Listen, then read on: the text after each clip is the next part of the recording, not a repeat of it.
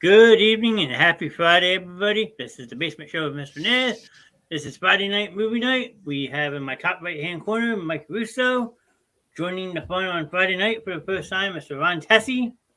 We also have my friend I tried to make Ron laugh. I was like, no. Nope, denied.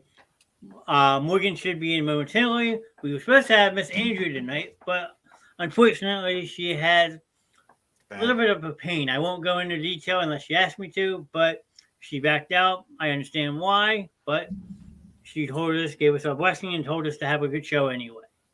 Which we will. Good Absolutely. evening, fellas. If you guys would like to say hello. Master Chief, as always, nice to see you. Master Chief. All right. Hey, thanks, Ron. So I don't know. What are you guys thinking? Well, we did Christmas movies last week. I know you weren't a fan of talking about it 2 weeks in a row. So I don't think we need another night of that. that's fine. So what's on the mind of Mike Russo? Did you go see Violent Night yet, at least, or no? No, I haven't seen that yet. I heard it's incredible. I have too. I can't wait to see it. Ron, do you like horror movies? I'm not a super big fan. I mean, there's some that I've enjoyed over the years, but they're not really my top genre. My wife, she likes different movies, but she loves horror movies. She's about the classics, though. Michael Myers is her favorite. Jason, Freddy. She likes the guy, she likes slashers more than she likes these, like The Ring and all that other crap. Yeah. Well, the original is a lot better than the movie that came out recently. Like nowadays, a horror movie is so predictable. Like you know exactly what's going to happen. Well, I think I told you, John. My wife collects she's been collecting the horror pops for quite a few years. Mm-hmm. Yeah, she was just offered $2,000 for them. Wow. So we may take the money rather than the dolls. Ron, you've seen them, right? Yeah, absolutely. I have up here. $2,000. Jeez. Yeah, well, she bought rare ones at the time that people didn't know exactly what was going to be rare coming out. Now people, I guess, really, really big shoppers know exactly what's coming out, exactly what's going to. I assume they use analytics of some point or an algorithm. I have no idea. Yeah. I mean, because Like I I said, had the whole Metallica set. I had a couple odd miscellaneous ones, and I think I only sold like 10 or 12 of them. I think I made like $75. I too have the bands. I don't. Ron will probably appreciate some of these bands, but I had all the Def Leppard figures. I had all the Metallica. I had all of Guns N' Roses. Who else did I have? There's other ones. I'm just going to name those three off the top of my head. Nice. So, yeah. Yeah, the Metallica ones, I actually pre-ordered the Metallica ones when they were released. Yeah, Ron would probably appreciate some of my movie ones. Ron, I got all the characters from Big sitting right next to me. I even had the Zoltar one. Oh, nice. I know. Also, I have all the classic Jaws ones, too. I love them. I love those movies. That's why. I have Knight Rider. Ron, I got Knight Rider ones, too. A-Team. That's awesome.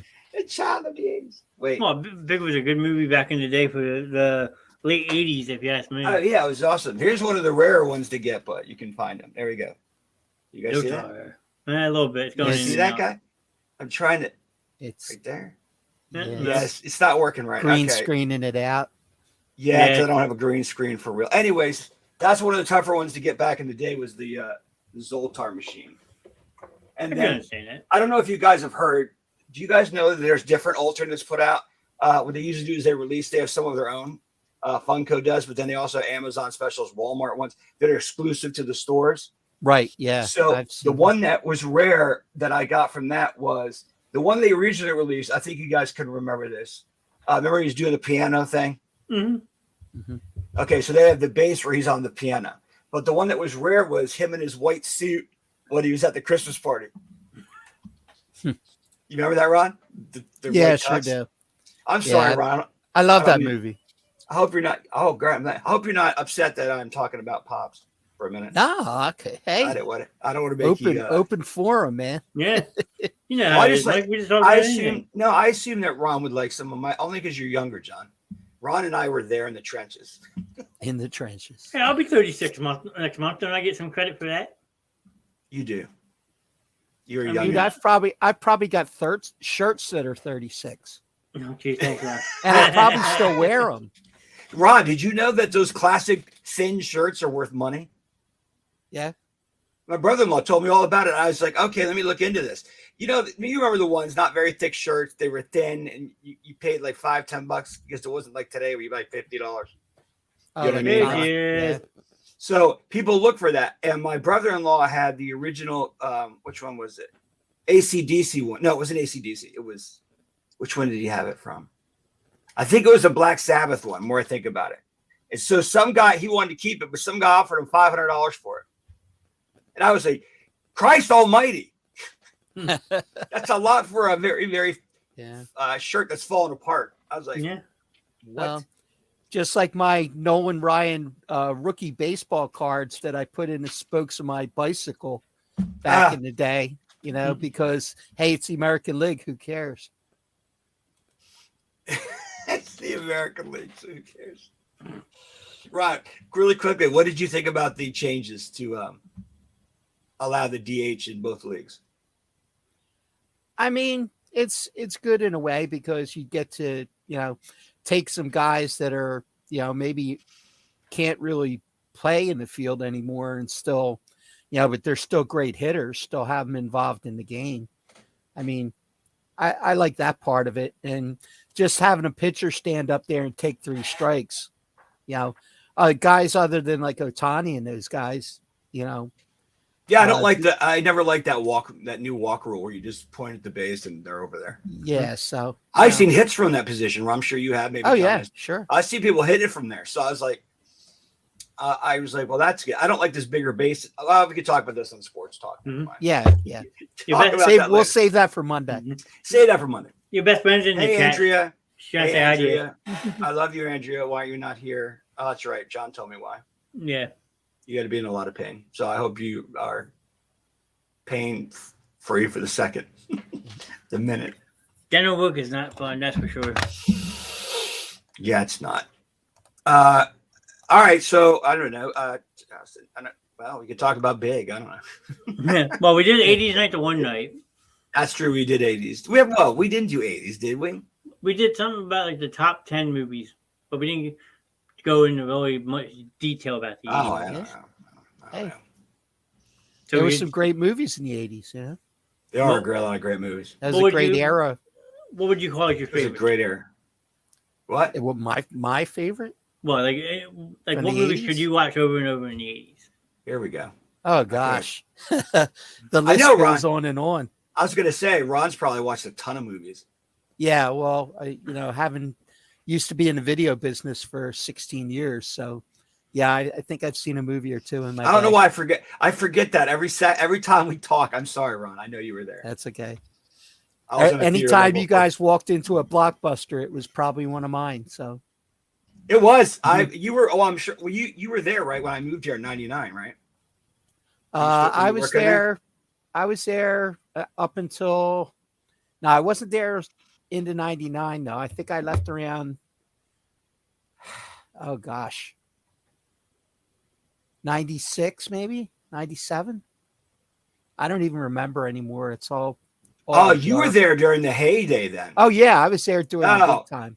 Oh, that was a huge time. Yes. Yeah, we were building stores left and right, and I was traveling up and down the East Coast opening stores. So. You were a district. You were a district. I was a district, but I was also part of a transition team, so I got to do some quite a bit of traveling and stuff as well. What made you step away from there, if I may ask? Well, I left there to I got recruited by Hollywood Video, and they threw me a boatload of money to make the change. So I ended up switching over. How long were you with them? I was with them for 4 years. 4 years. Wow. And then unfortunately I relocated up to Pittsburgh for them. And cleaned up a district up there, but then that's when I found out that my son had cancer, and I had to come back to the area. So, damn. But I'll be back next week. He's doing well though. He's good. He's good. You mean Jason? Yes. Oh, I didn't mean to say his name wrong. I'm sorry. No, that's fine. He was 12. I had no idea. He spent a year in Children's Hospital with cancer. So I didn't believe Kevin. Kevin told me that a few years ago, and I'm like, no, Jason, what are you talking about? No. Yep. And now you just confirmed it. So now I know it's the truth. Yep. When I was a kid, growing up in Maple Shade, we didn't really need Blockbuster or Hollywood Video because right on our Main Street, we had what they called Video Odyssey. It was a giant store of nothing but movies. So it was like our local Blockbuster. But then once that closed, then I started migrating over to Blockbuster. And then you buy those like previously reviewed videos or something, like 3 for $15 or something. I used to spend all my allowance on buying movies. Well, growing up in Williamsport area, Pennsylvania, everybody tried to get on it. Every gas station had a small, like, spinny thing of the tags you could take off for the movies. Like, everybody tried to cash in on that. Yep. I don't know if you ever remember those places around, are the ones that were like, okay, our business is kind of this way, but no, we're going to add this rack. Mm-hmm. Yeah. Well, remember that at all? If you look over my shoulder, that's my movie collection. Right. Well, the 7-Elevens put in video rental, and then actually the 7-Eleven model actually was where Hollywood Video was created, out of the company that first started putting movies into 7-Elevens. Really? Yes. I did not know that. I'm just talking about, well, I didn't know that. Appreciate you telling me. I was talking about, like, when I was there, I'm talking about like this nickel dime. I don't want to call a gas station that anymore, but they were just small family owned businesses, and they would have this one or two spin racks and have the movies. I don't know. I don't know what was going on in Jersey at that time, but I don't know. The first video store that I worked in, even before I worked in Blockbuster, was a little mom and pop video store. And I mean, when we rented out a movie, we wrote it on a index card and paper clipped it to the member's card, and and that's how you kept. Nothing was on computers at that time. Oh, that's right. Oh my God, that'd be a bitch, Ron. Yeah, it was. Yeah, definitely. Yeah, that's crazy. Is that one in Alaska still open, around the last of the last ones, or do they? There's close one that left. Finally? There's one now. Isn't it Alaska though? It's in Oregon. Wow. It's in Oregon. So, Bend, Oregon. But that's not. There's no more entity behind there, is there? No, it was. It's not behind the Blockbuster Corporation, but because they had a clause in their franchising agreement that allowed them to continue to operate until they chose not to. They were able to keep the name, because the actual name itself and all the other copyrights were purchased a few years ago by DirecTV. Oh. So DirecTV actually owns the name Blockbuster and the logo and all that stuff. But who supplies them with movies? Well, no, they can buy movies pretty much anywhere. I mean, they could. But Blockbuster's not sending them anymore, right? No, they're not. There's no Blockbuster corporate entity anymore. It's totally liquidated. I didn't mean to cut you off there, Ron. Thanks. No, that's fine. No, and it's basically a tourist attraction now. They added I've seen pictures of that place. It's like a walk-in movie museum. They have a bed and breakfast, actually. No. It's Blockbuster themed. Yeah. Wow. And so who'd you say owned it? DirecTV owns all the trademarks now. So they're fine with that, I guess, to just do that. They probably have to pay them a royalty of some kind, I would imagine. Well, if it's a tourist thing and people eat there and everything, I guess they'd have the money to pay that franchise. That's awesome. Yeah, that is awesome. It's a very rare breed. Oh yeah, definitely, Andrea. I mean, Ron has been, without Ron, the show be over already. Oh, stop. You guys, I'll tell you what, I really enjoy interacting with you guys and with the show, because it's just a lot of fun. I mean, it's just like I'm sitting, shooting the crap with you guys at the bowling alley, Thanks, Ron. As always, thanks, Ron. Yeah, that's the type of show I was trying to instill and build. Is like you can listen to the podcast, you can just sit here listen to people talk, blah blah blah. But like I want something more interactive. I want people to interact with us in the chat or on the camera, like so they feel like it's just like a normal conversation going on. So, well, I have a question real quick. Since we touched on Blockbuster, do you guys want to touch on how video got started? at all? Is that an interest for anybody or no? Sure, go for it. No, I mean, I'm talking like the 70s, like when everything started to move slowly in that. I don't know how much knowledge you guys have on that. I have some, but I didn't know if that's the way you wanted to go or anything. Well, it started with an 8mm film first, wasn't it? For home use, I think my dad had an 8mm projector. I think Ron is that what was going on back then? Yeah, 8mm would have been the kind of the early first actually tool that you could use to watch movies at home, and then it kind of progressed from there. Yeah, now you don't need anything at home. All you gotta have is Wi-Fi and a Netflix account, and you can watch all the movies you want.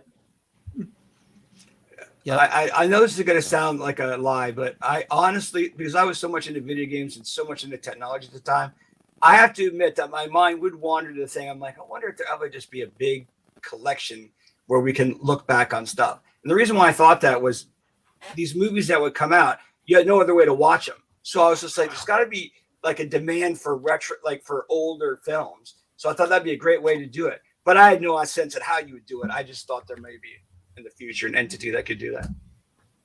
That's just me. So I was thinking at the time. Yeah. Then what did we move to? I guess we moved to the Betamax and VHS wars, Ron, right? Yeah.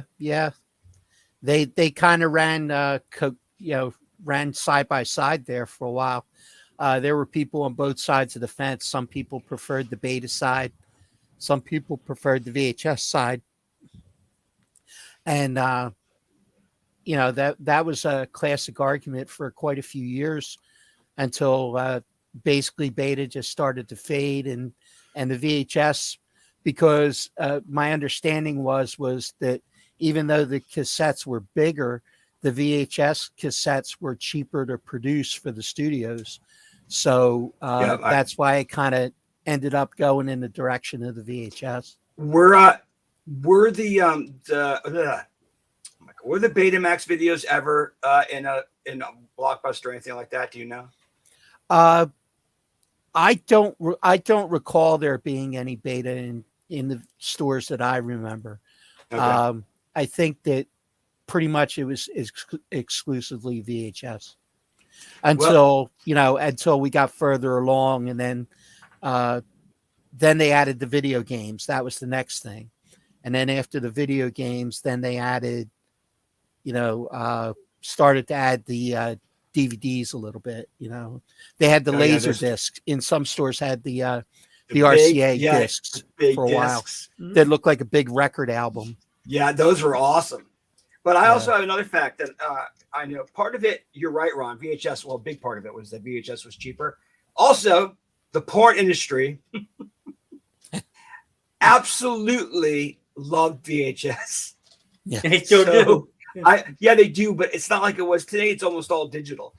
You can get DVDs here and there. Don't get me wrong, but I'm just saying that was a big part of why VHS also succeeded. I'm not lying, guys. You can check it out.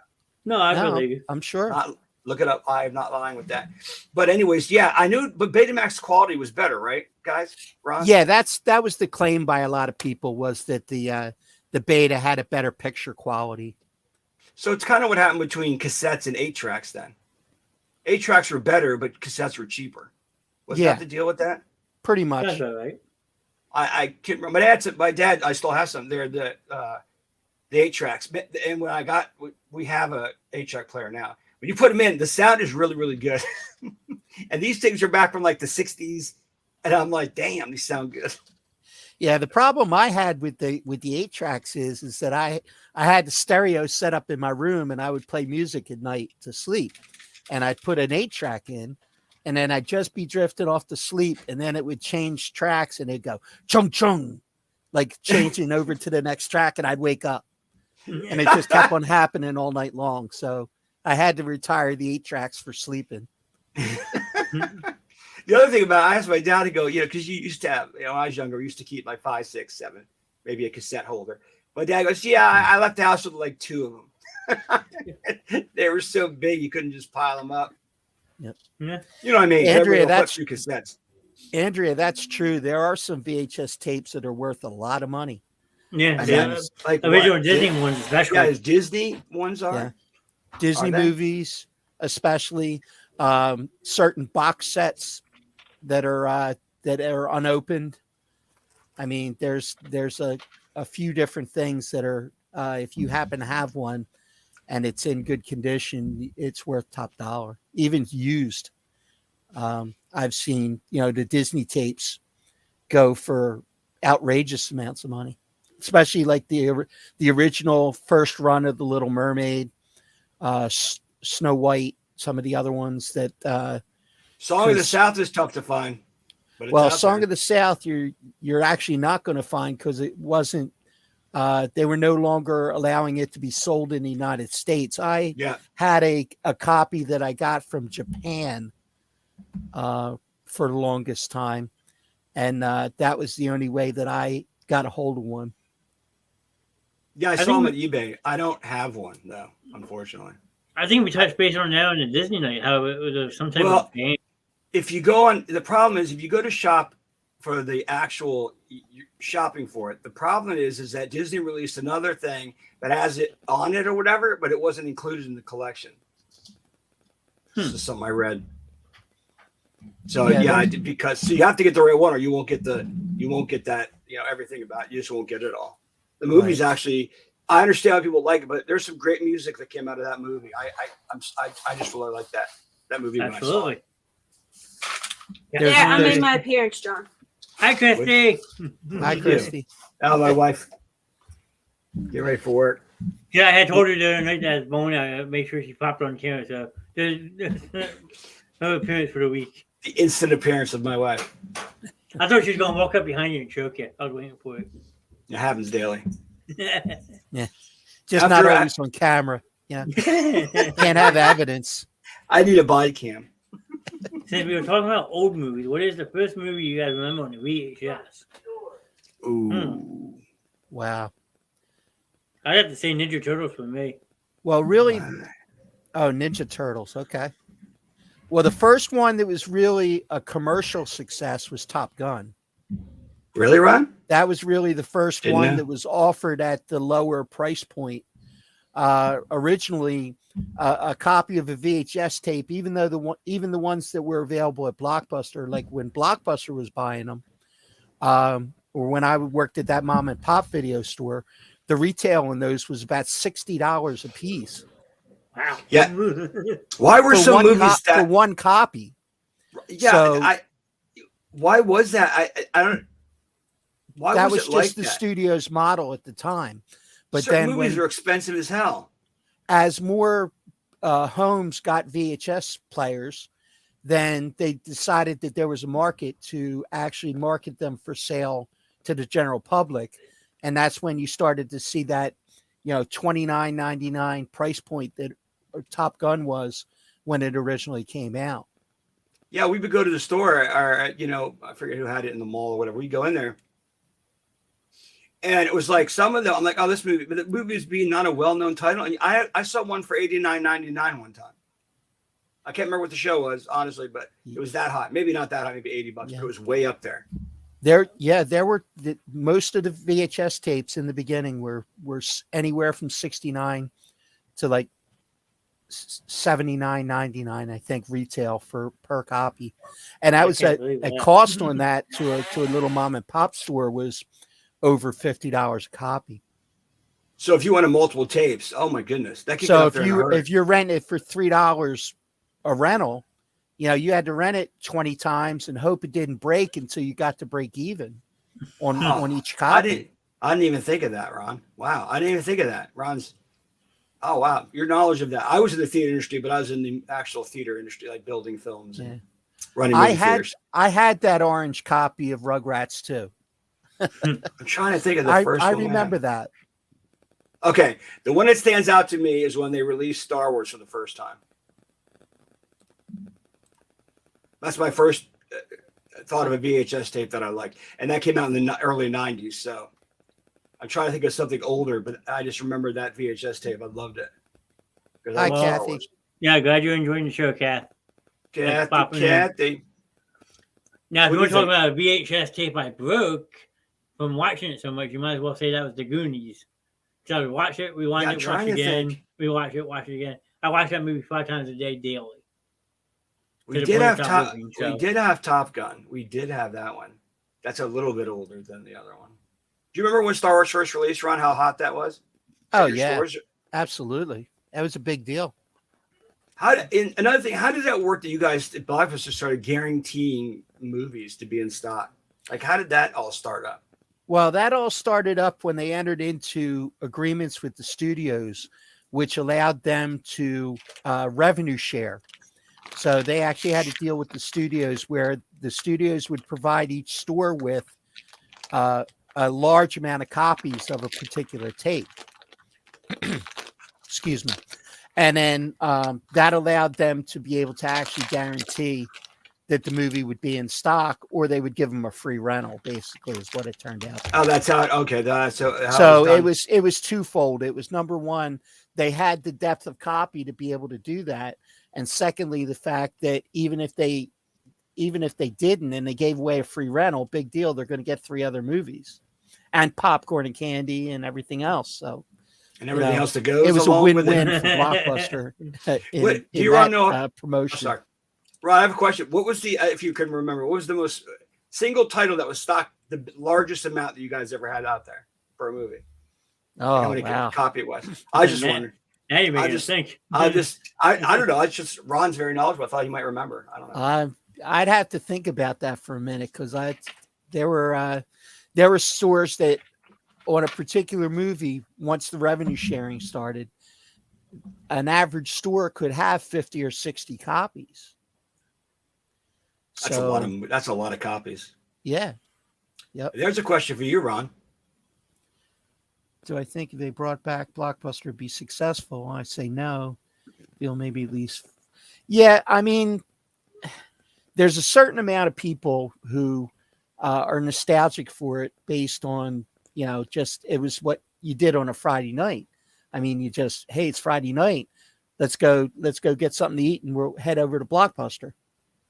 And to be able to pick up the boxes, read the backs and make choices. If it wasn't a movie you had ever seen before, but you get to read the box, know what it's all about. A certain percentage of the public, that was the big part of their experience.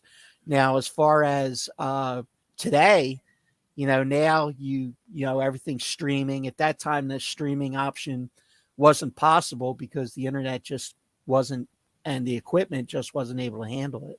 Yeah. So, I mean, Blockbuster knew that was coming at some point in the future, and they just had to, kind of ride the wave as long as they could ride it until the day came when streaming became a reality, and then that's when you started to see the decline.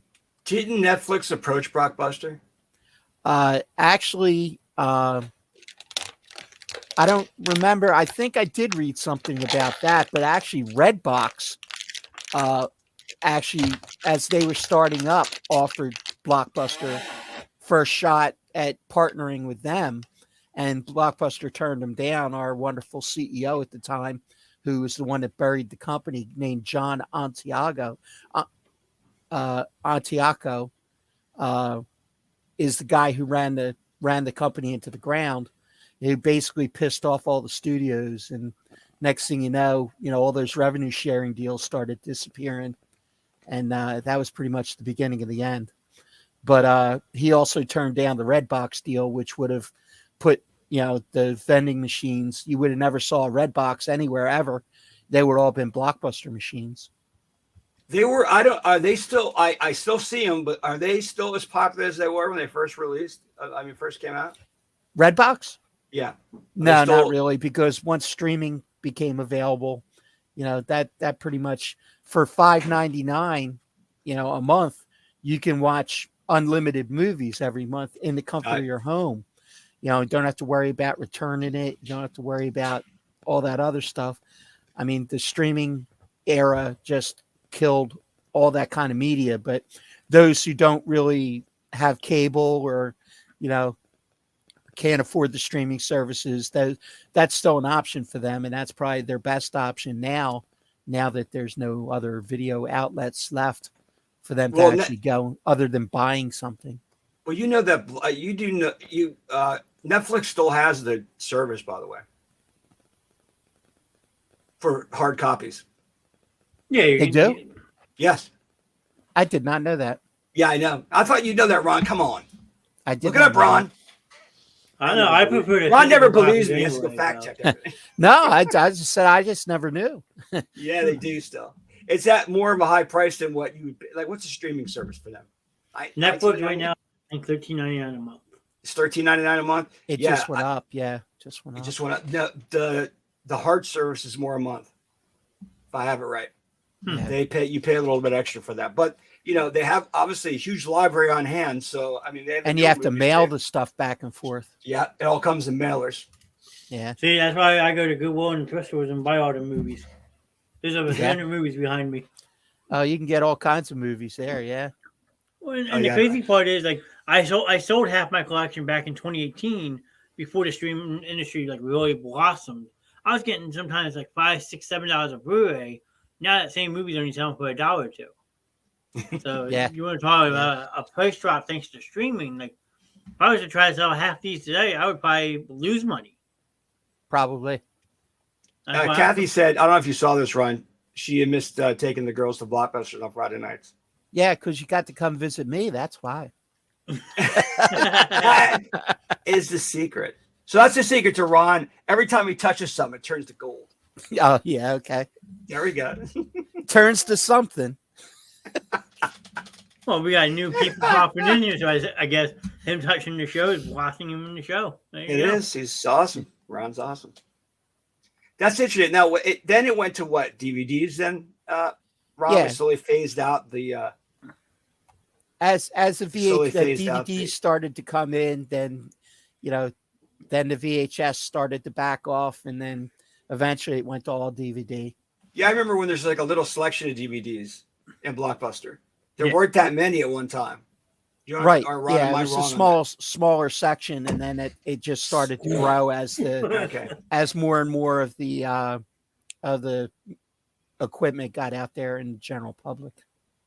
Something to say just about VHS, just to add this. My sister got one for Christmas, and the VHS machine must have weighed 75 pounds. Yeah. Do you guys remember those, Rhonda, those huge, massive things where it opened up at the top? Oh, my God. Those things were massive. Nowadays, you can buy a cheap My uncle had Chinese one of those, model. honestly. What? My uncle had one of those. Like, it was the thing with the rise up with the DVD, the VHS, and then you push it back down. Yeah. My wife and I bought one. He also had a machine that you would pop up, put the movie in, put it back down, and you could rewind the movie in that little tiny machine instead of in the VCR itself. Yes, the reminders. Oh, yeah, definitely. Absolutely. My wife and I were the first ones to get like a Sony one that actually went into the front. And that was expensive back in the day. Be kind, rewind. Yeah. Then they made a movie out of that. So. Yeah. Anyways, I was just saying that those models were huge. Like I said, those had high qualities and stuff. They tried to with VHSs, but now I know that they're rare things that you can get. Like I said, from a China, I think online, but that's about all. They're not made fancy anymore. Mm-hmm. Just like our first DVD player was a fortune. Not a fortune, but you guys know what I mean. Yeah, my first one was $45. I remember buying it when I was 18. We got mine in the late 90s. What do you think is next now that streaming is so popular? What do you think, guys? That is the tough one. Mike, did you see the question or no? Oh, sorry, I didn't mean to get the word of it. What do you think is next now that streaming is so popular? Ooh, that's tough. Because you already had 4K out, 8K's out. The only other thing I could think of is like instant downloads, where you actually have the option of paying. You're streaming a movie and you press a button and you can automatically download it to your. But there'd be a lot of copyright issues there, I think. So can you get it with aren't there codes in something like Vudu or some other service? Can you know what I'm talking about around the digital codes that were in them? The digital copies, yes. Yeah, you can. Yeah. Can you download that? Or is that still a streaming portal? No, you're actually, when you get the downloadable copy, usually it's when you buy a DVD version. Yeah. You get a digital download as well that's included in the price, but the studio gets a cut of that. If you were just to instant download, it would be harder for them to track that revenue stream, I think.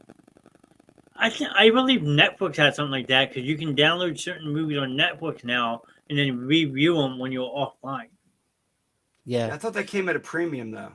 I think it is part of the premium package. Yeah, it is. It's probably part of a premium package. Yeah. Because like Hulu, like you can download stuff too. If you pay a premium price, you can download movies and watch them offline. I mean, the only other thing that's as far as the next thing, you saw that they experimented briefly with releasing on the streaming services at the same time they're releasing in the theater. But that had its challenges as well and didn't go over very well. So that experiment kind of ended pretty quickly. Ron, was that the ones that would expire? Wait, wasn't there a disc version you could watch, but after you watched it, yes, it rendered itself useless? That is correct.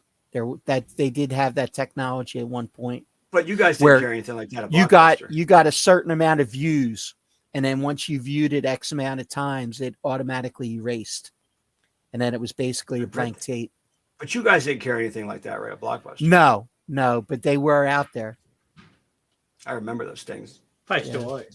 There probably still is. I just know that it wasn't very popular. Yeah. But I remember it. Ron's filling me in. Yep. Because even when you rent a movie on Vudu nowadays, you're paying $3.99, $4.99 to rent a movie. You get it for 24 hours. Say you forget to watch it, it's gone. You got to pay for it again. But does Walmart own one of those companies like Vudu and? Not that I'm aware of. I think they teamed up with Vudu. Yes, Vudu and Fandango moved. I know that.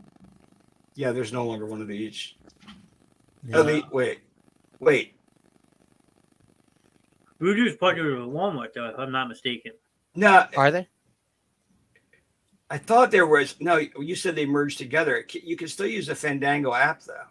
Yeah, but it's still you can use the Fandango app, yes, but it's like sponsored by Vudu, or Vudu sponsored by Fandango. It's one of the two. Okay. Every time I buy, it seems like where I buy them other places too, they have codes and everything in them, though. Yeah, a lot of the Blu-rays have the digital codes.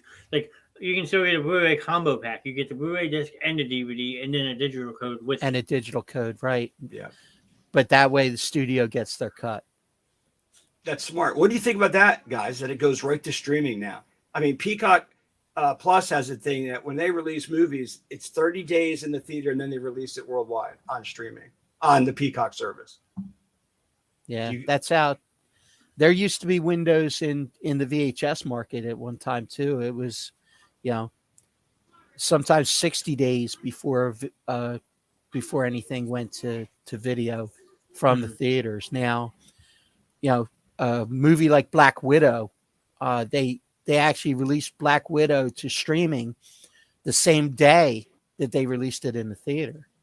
Oh yeah, we had it. During the pandemic, especially. There's a few of those too that happened. And there was a big lawsuit about that. So Scarlett Johansson, but ended up suing Disney because it kind of cut her out of a lot of money because her compensation was based on the success of the film, and those particular streaming units weren't really counted as part of the box office because of the way that Disney structured the deal. But I believe that they won. Didn't Disney win that? I think Disney won the actual court case, but in the court of public opinion, they lost miserably. So they ended up cutting a side deal with Scarlett Johansson, and they basically discontinued doing that. But didn't the theater companies get together for to go to say we're not going to show your stuff in theaters if you're going to release it at streaming at the same time? Weren't there a bunch of theater chains that did that? Yeah, they were kind of leaning in that direction, but it also kind of fell right around the time of the pandemic. So movie theaters were in turmoil to begin with. So they just chose not to have turmoil on top of turmoil. Those ones that actually still stayed open at any time. Because through the majority of the pandemic, the movie theaters were pretty much shut down. Ghost towns. All right. I have to bow out, even though this conversation is awesome. I got to bow out, take my wife to work. I'll be back in about 20 minutes. All right, we'll still be here. Okay. All right, guys. I'll see you soon. Yeah. See you soon. Because going off what you were saying about movies releasing the same day as streaming services, how the last two Halloween's movies did that. They released the same day in theaters as they did on Peacock. Okay. And like you're saying, like a lot of movies like that, they're losing the revenue from the box office because now they're just going right to a streaming service. Right. So I don't know if I'm right to say that or not, but yeah, I mean, streaming killed all type of video sales altogether. If you ask me, like you walk in any store nowadays, you can't hardly find any movies. Like I said, you gotta go to a Goodwill or thrift store because it's now just people getting rid of the movies because now they just pay for streaming. Yeah. Well, you can still buy DVDs at Dollar General, cheap pop. Yeah, I actually just bought one last night at the dollar store. Yeah. But like, I prefer hard copies because, like, say you still have power, but you lose Wi-Fi, you can't stream anything that way. If you have a physical copy of a disc and you don't have Wi-Fi, you can still pop in a movie whenever you want and you want Wi-Fi. Right. That's why I collect so many movies. I'm sure you probably have a boatload collection too, right? I do. I have quite extensive collection actually. So I used to also get a lot of preview tapes. Like before the movie would come out on video, they would send me a copy from the studio. Yeah, so I almost every day I got shipments in, at my house or at my office of videos that were coming out like in the next month or two. So I accumulated thousands of movies. Well, my parents always used to get mad at me because when I lived at home, I always used to order them off Amazon. Now I sometimes have like 2-3 packages show up a day, and my parents knew exactly what it is because I'd be spending all my money on movies. Well, I always told them, well, would you rather buy movies or spend it on something else? You get that snicker and smoke from your parents, but at the end of the day, they'd rather see you spending money like this than on something like illegal, I should say. Right. Yes. But there was a couple of movies I'm still looking for in my collection. I mean, haven't had any luck finding them in a Goodwill or thrift store yet, so I might have to just order them off Amazon eventually. They're a little higher tier price now because they're rarer movies. Yeah. Like I'm sure. And the great thing is that when you got all those packages, the porn companies made sure they were in plain wrappers so that there was no way anybody would know what they were. Yeah, pretty much. But I never ordered those while I lived at home. Sort of. I know exactly where you were going with that, and I should have got it. You got me. But no, I didn't buy any of those movies. I have a large 80s collection and 90s collection. Yeah. Yep. Good evening, Morgan. Thanks for popping in. Hello. This is our other host that was supposed to join us tonight. I guess she decided just to be in chat instead, but that's okay. So, but no, you ever seen Dutch with Ed O'Neill and Ethan Embry back in the day? I'm trying to find that. They have it on Amazon for $27. Just a DVD copy of it. Okay. Super Mario Brothers, the live action movie. Yeah. So like, I have a whole shopping cart full still on Amazon. John Leguizamo. Yep, and Dennis Hopper played. Dennis Hopper was Koopa. It flopped, but if you like old school movies, like I do, like how I have the Goonies on DVD and Blu-ray. That's how much I love the Goonies. Okay. Yep. But, I mean, one of my favorites back in the day was Smokey and the Bandit. I mean, I probably paid to see it in the theater about 50 times because that was our Friday night. We'd go to the movies over at Deptford. We'd watch Smokey and the Bandit, and then we'd go over to Farrell's, which was an ice cream place, and then over to the arcade over there in the mall. So that was pretty much Friday night when I was growing up. Well, Friday nights growing up for me, we did go see some movies in the theaters. Like I remember seeing Stuart Little, Ready to Rumble. First movie I ever saw in the movie theater was Jurassic Park, the original. I think I was Okay. like 6 or 7. My aunt and uncle took me. Great movie to see in theaters. Welcome back, Andrea. Yeah, welcome back, Andrea, sorry. But no, our Friday nights consisted of going roller skating. So. Oh yeah, well yeah. That was the other thing. We used to go down to Franklinville to the Franklin Skating Center, double session, 7:30 to 12:30. Wow. Friday nights. We had a small group of guys that were I'm going to say a little bit of a show off kind of group because we were the guys that were doing the shuffle, and we had black satin shirts, black bell bottoms, and black skates, and the skates had little headlights on the front, little taillights on the back, and a battery pack underneath. So yeah, we were pretty serious skaters. Pretty fancy. Jeez. Yeah. No, we used to go over to the Cherry Hill skating rink over on Deal Road. I don't know if it's still there or not, but I can't imagine that. I think the only one left is the one down in Franklinville, actually, because Defford closed. yeah, Defford closed. I think there's one maybe in Echelon. Is the Echelon might still be open? Maybe. Maybe. I know the one up in Del Valle closed. And I know the one in Franklinville is still open because I went by it not that long ago. It looked like it was still open. I have to Google that one day, but yeah, we actually got banned from the one in Cherry Hill for a couple months. So that's never good.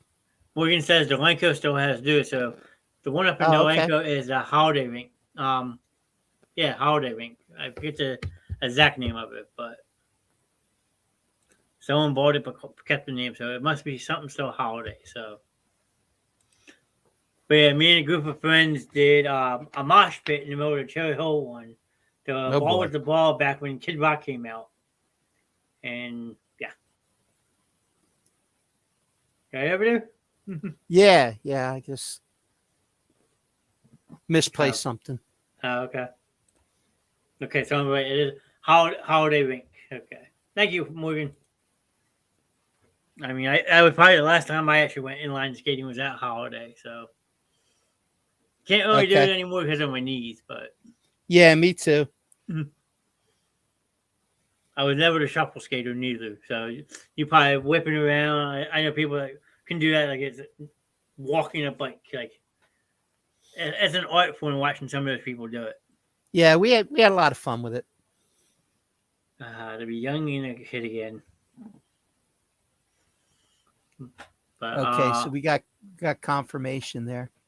Yep. Okay. Still Holiday. Yeah. I mean, it's a little rinky dink rink, but hey, you can still have open and make money still. Why not? Yeah. I actually got arrested on roller skates one time, believe it or not. Oh yeah.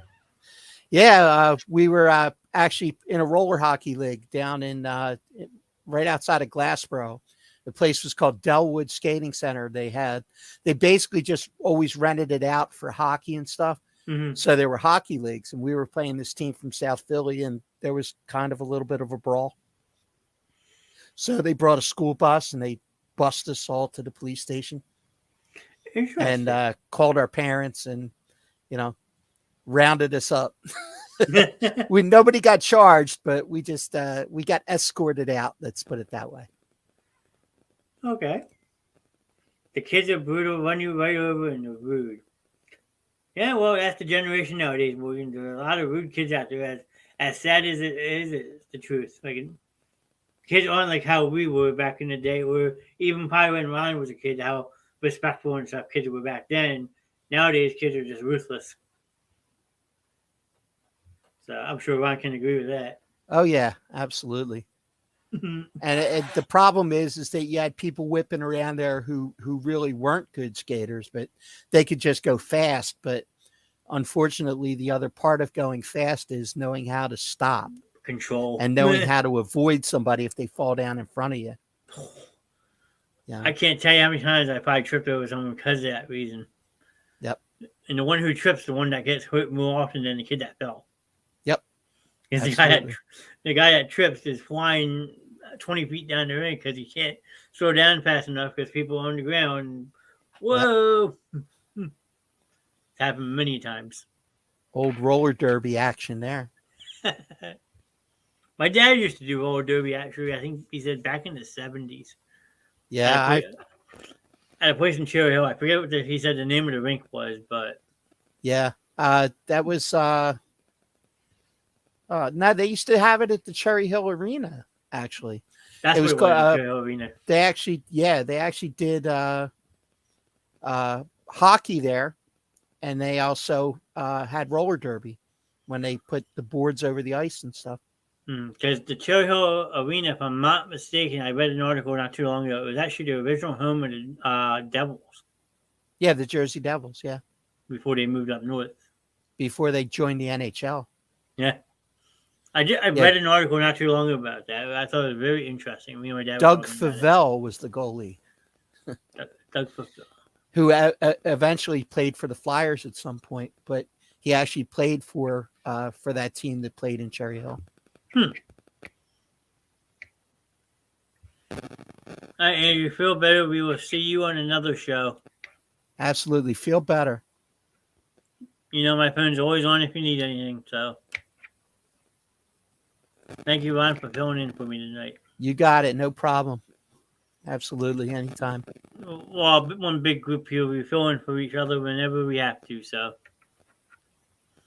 that's what another thing that I try to preach is, like, if someone has a health problem or a family issue, like, they just have to let me know, and I will plan around it. Yep. But like I said, unfortunately, none of us are getting really paid yet. But hopefully, if we can keep building the channel, who knows, we might get some revenue out of it. But for the time being, we're just sitting back and having fun. Yep. That's how I look at it. So, but going back to the Cherry Hill Arena, my dad also used to go back there too when they used to have wrestling. He always used to tell me about, like, Gorilla Monsoon. Oh, yeah. The back in the day wrestling type people. Well, Gorilla Monsoon was from Cherry Hill. Yes, he did that. He lived in Cherry Hill, so that was it was a local show for him.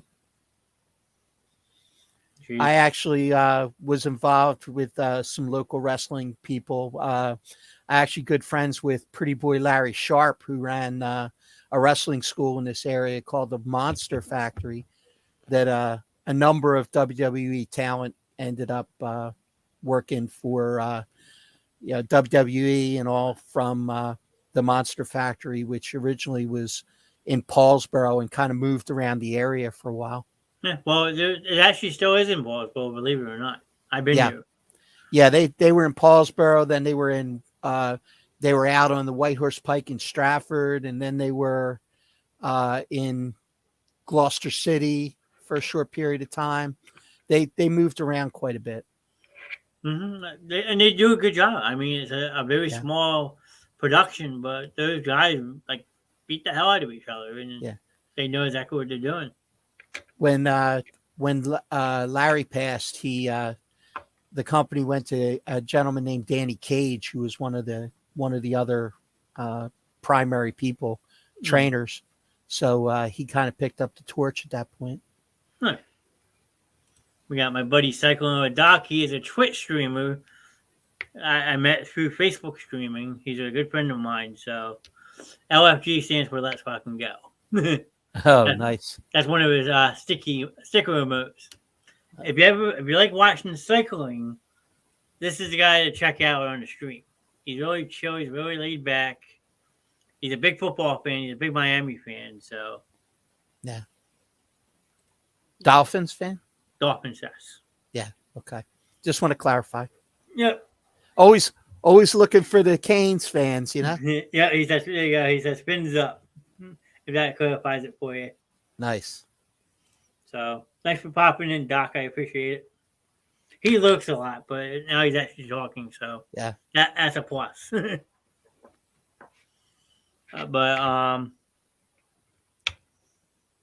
what are we chatting about? We're all over the place tonight, actually. We were talking about the Revolution, the movie, going from 8mm to let me think of Bmax, right? Yeah, Betamax to Betamax, VHS, VHS, DVD, Blu-ray, streaming. Yep. Yeah, kind of went through the whole history there for a little bit. Yeah, so a little bit of everything. That we jumped into roller skating chat, roller derby, old school wrestling. Hey, it's all on the table. Yeah, he Doc. said, "Oh dang, an evolution of film." Pretty Yep. much. That's a nice, easy way to sum it up. The evolution of film. So Yeah. So,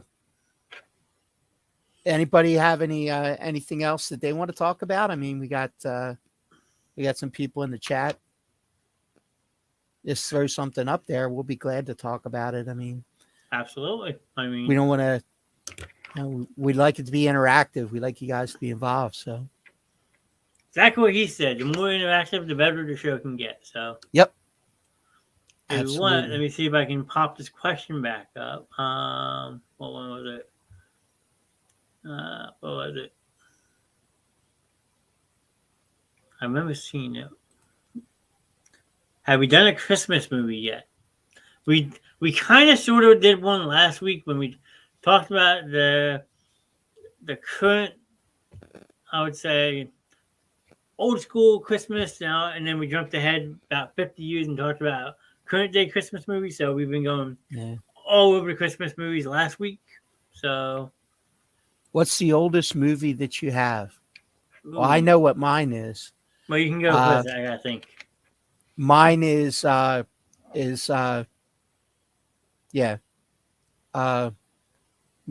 on 34th Street, black and white. Wow. I actually have a VHS copy of that, and I also have It's a Wonderful Life also. So, also in black and white. So I guess those would be the two oldest ones that I have. I want to say, if I'm not mistaken, the oldest movie I owned would probably have to be The Exorcist, and I think that came out in 1973. Yeah, in the 70s, early 70s. Yeah. 1973. Yeah, I believe that's the oldest movie I own. Yeah. I mean, there's some great older movies. I mean, it's to go back and revisit some of them, and you kind of get jaded when you see the movies of today, because with all the digital effects and everything else, to watch a movie that's just plain talent, just plain people doing their thing, and no bells and whistles. It's nice to have every now and then to go back to that stuff and just say, look, for even this far long ago, they were just relying on good stories and good talent. And it wasn't all about special effects and all that other stuff. Nope, no. But we got A Wonderful Life. That's another old one. Okay. Porky's. Oh yeah, there you go. But you see how she wrote John's Fault. Yeah. And it wasn't for me, she would probably never have watched that movie. I got introduced to it by my dad, believe it or not. Well, why did they call her Lassie? It's so funny that you say that, because I've never seen my dad laugh as hard as I did in my life till the night I watched that movie for the first time. So me and my friend were watching it in my living room, and that part came up, and all of a sudden I hear a loud laughter behind me. And I'm like, what's going on? My speaker's being funny or what?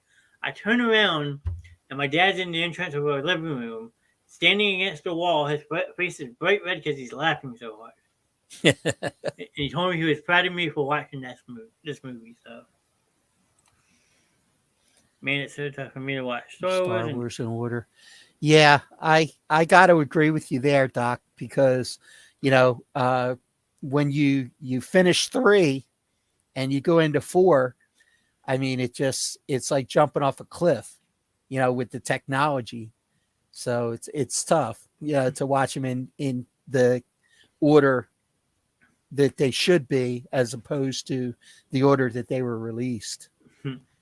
That is Mike and Andrea's specialty. I have yet to watch any Star Wars movies. Oh, I was scarred as a kid. Okay, I was very traumatized. I was spending the weekend at my godfather's house. he put a 6-foot Chewbacca statue at the head of my bed, and then woke me up in the middle of the night, and that's the first thing I saw. It scared me half to death. Yes, I'll say it again. I have never watched any of the Star Wars movies, but yet I have watched Spaceballs, which is the parody, the parody spinoff to Star Wars. A funny thing about Spaceballs is that Mel Brooks actually approached George Lucas and told him what he was going to do. He let him read the script. George Lucas loved the idea. He only had one reservation. He only had one condition to allow them to make the movie, and that was that they did not do action figures, and they didn't sell merchandising. And that's why that scene in the movie talks about merchandising, because it was just a big joke, that he threw in there as kind of a tip of the hat to George Lucas about the merchandising thing. So that was the only condition that George Lucas put on them to making the film. Interesting. Joey wants to know what we think of his favorite movie called Saw. He's obsessed with the movie Saw. Every time I see him, he asks me if I want to play a game. He says game over. He is a big Saw fan. Like, I personally don't mind the movies. The first 3 were good, but then they got kind of cheesy. Yeah, it kind of jumped the blade after a while. Yeah, and now they have another one coming out, I think, March of next year. They're making another one. Yeah. So I think this is up to like Saw 11. Yeah, the first couple were interesting, but then it just looked like they were started to run out of ideas. It's kind of like there's other, what was that? Final Destination. Like the first one was really, really, really good. The second one was okay. And then after that, it just jumped the shark. Mm-hmm. And then Doc saying he's never seen any Star Treks or Godfathers. Wow. See, we're all about saying, wow, what? Like, and my wife says she's never watched any of the Star Wars movies either. Yeah, I was gonna pull this one up next. I guess this is that's Tessie. True. Well, yeah, that's my wife. I'm glad I'm not the only one. Welcome into the show, Mrs. Tessie. Thanks for watching. We appreciate you giving us your husband for a couple hours each week. So, she'll give you to me for forever. Yeah. See, look, Gary over with his game over comment. Yeah. That's all I hear every day. I walk by. Game over. Want to play a game? Like, Gary, we're at work. What are you doing? She's never watched Godfather neither, huh? Well, I guess let's just say that we have very different taste in movies, and we'll leave it at that. Fair enough. I won't. No comment. You can have them as quiet out here. Hey, nice. I'm not trying to stir pots or anything. I'm sorry. At the end of the day, we're just here to have fun. I promise. It's all good. But that's why I like it about having chat interact. We can make people laugh. So. Oh yeah. But Star Wars, I think I've only seen bits and pieces of Star Wars 1, and Star Trek's another one I never really got into. Now the Star Trek movies were actually pretty entertaining. I mean, starting off with the first one, because you had to transition from the first 5 had the original cast, and then the Next Generation cast took over. And then, they had cameos from some of the original cast pop in, here and there. I mean, Scotty was in they were actually, the first one, I think, was the 5th, maybe the 5th one. Because the 4th one was the one with the whales. And then the 5th one, I think, would have been the first Next Generation one, right off the top of my head. Mm-hmm. But yeah, I mean, some of those were pretty entertaining. They had some nice storylines, and they were they were not taking themselves too seriously, which it would have been very easy to do, especially with that original cast, because they were just so ingrained in those roles over the years. He said the one with the wheels is the only one I've seen any bits of. Okay. And they kind of, that one was kind of lighthearted. I mean, that was probably of the ones with the original cast. The fourth one definitely would have been the one that kind of had the most one-liner kind of undertones to it. Now, if I'm not mistaken, William Shatner is part of the original cast, right? Correct. That's where he basically got his start of fame. Yes and no, because actually, probably one of the earliest things that William Shatner did was actually in black and white, and it was actually an episode of Twilight Zone, which was called, I think, Panic at 30,000 Feet or something like that. It was the one that was reenacted in the Twilight Zone movie with John Lithgow, where there's a creature on the outside of the plane destroying the plane, and he sees them, but nobody else does. Mm-hmm. The original actor in the original show of the Twilight Zone was William Shatner in that role. Interesting. I'll have to go see if I can go back and find that. Yeah, if you go back and look at Twilight Zones, you'll find it. Because I know the original War of the Worlds, before we made it with Tom Cruise and Dakota Fanning in the late 90s, like they said that movie is so far advanced for the time period, like with the different effects and stuff, even though certain parts of that movie, the original, you can see like the puppet strings on the spaceships. Yeah. Yeah. They said that they went above and beyond making the original one compared to what you would see in most movies back then. Well, the best bad movie of all time, where you see a lot of that kind of stuff, is very famously one of the worst movies of all time, called Plan 9 from Outer Space, which actually had Bela Lugosi in a starring role. And what's interesting about that is that about halfway through the filming of the film, Bela Lugosi got sick and actually passed away. So they actually brought in a stand-in who had a cape draped over his face and did the rest of the movie with basically his face covered, because it wasn't Bela Lugosi, it was a stand-in. Interesting. Like nowadays, you just see that was like Ed Wood. That was an Ed Wood movie that Ed Wood made a number of really, really bad movies. And actually, he was memorialized in a movie with Johnny Depp playing Ed Wood. So if you've never seen Ed Wood, the film with Johnny Depp, it's worth a watch, because it'll give you some insight not only into Plan 9, but into what his mentality was as far as when he was making films. I'll have to write that down. Ed Wood. Very eccentric guy. Easy one to remember too, Ed Wood. Yep. I think I can remember that, no problem. Because what was it? Since like we're talking about movie guys who passed away during movies or like in production or after movies, Donald Pleasant actually passed away at the end of making of Halloween 6. Okay. Yeah. And they had like in memory of Donald Pleasant at the end of that movie. I guess he passed away after the production aspect of it was done, so he never got to see it released. Same with like Heath Ledger, like passed away after making The Dark Knight. Never got to really see it come out. So, yeah, he didn't get a chance to see the finished work. I mean, it was still in post-production when he passed.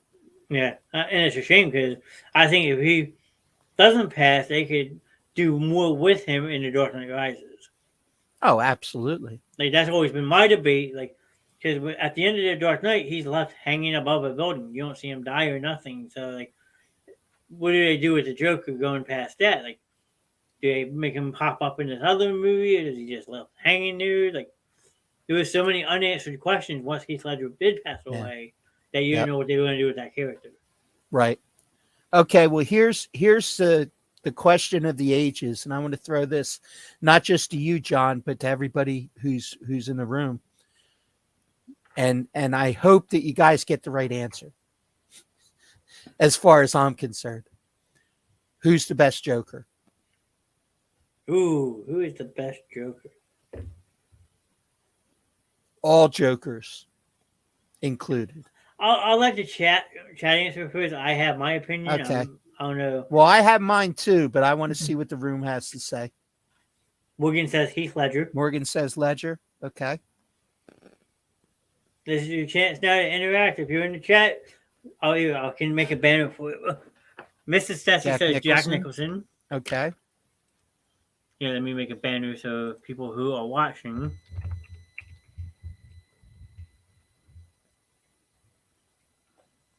Who is the best Joker in any of the Batman movies? There you go. So what I can do is pop this up, and there you go. Yeah. Well, hold on, Gary. Well, he wants to know your opinion on this first. He has an opinion on the movie Avatar, so. Okay. But let's see if we can get this debate settled first. Yeah. Anybody else got a guess here? Morgan nailed it on the head. Jack Nicholson is my favorite Joker. So. Yeah. She knows me very well, as you can tell. I believe me, I've gone back and forth on this one, and I'm glad that nobody said the one that I hated the most. But the one I've always had a 1A and 1B, and it's been between Ledger and Nicholson. I just think that those two performances were just off the charts. I mean, if somebody made me pick one, I would probably go Ledger, only because I think that there were so many different elements to the depth of that character that he brought out that Nicholson, it was kind of campy, but I mean, he was sadistic, but it was also a little campy. Ledger was just frightening. Yeah. And the fact that he immersed himself in the character so much as he did, to the point it actually affected him, mentally, just as a tip to how intense that performance was. I mean, you could go both ways, obviously, because both movies were made, you figure, 30 years, almost 30 years apart, 40? Something like that, but Yeah. Do I remember Chris Harvey? I do, yes, Chris Harvey, yes. But, it's hard to really decide who's the best Joker of all time, because both movies were made in different time periods. So, yeah. For the time period that Jack Nicholson's Joker came out, hands down, that's what you expect in a movie. But then you fast forward to when The Dark Knight came out, and you're now in a whole different movie genre, time period. So Chris Harvey. He was Heath Ledger's assistant during the movie. He was an apparently amazing guy, and it never went to his head. So she's asking if I remembered somebody. I said yes, and this is what she wrote.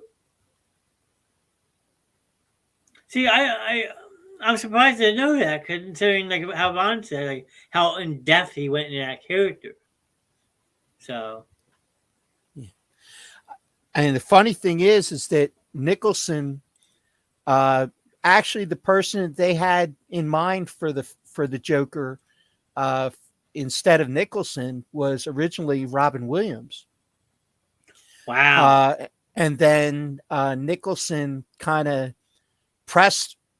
He had originally turned down the part, and then when Robin Williams was agreeing to do it, Nicholson got back in and said, "No, now I want to do it, and I'll do it for this amount plus a percentage." And actually, he ended up making it's one of the top 10 actors' paychecks of all time. He made over $60 million at that time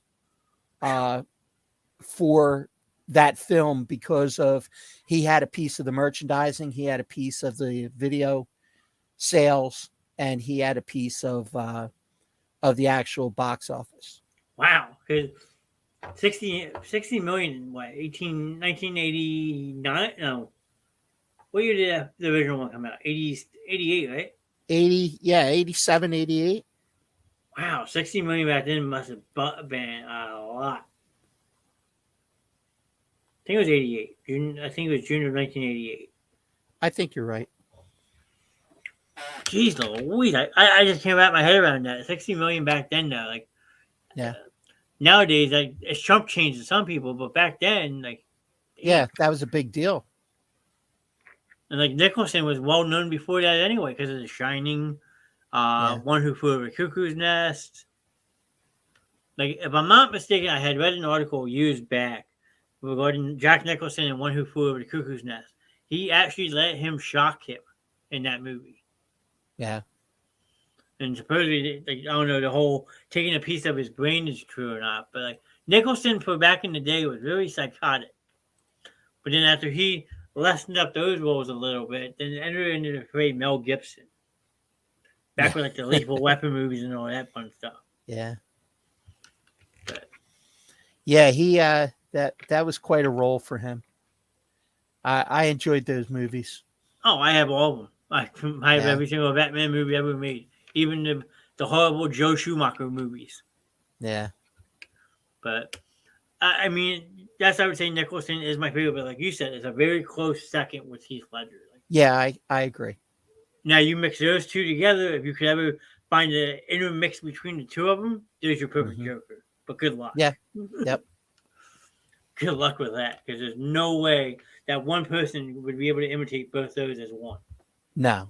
Because Jared Leto in Suicide Squad and all that was horrible. And the worst, he was bad. In my opinion, he was the worst. But then it was a close second because I think that Joaquin Phoenix was, not to my taste in those movies. In that movie, I should say. Well, that movie was a lot different because that gives you the backstory of who the Joker was before you became the Joker. Yeah. It's a very dark film. Yeah. So, like. But I mean, I just couldn't wrap my head around him in that role. It's just, I liked him in Gladiator. And, there was one other film that was a critical success, but it really didn't do a lot of box office. Which was called, what was it called? Science. One where he was in love with the computer. The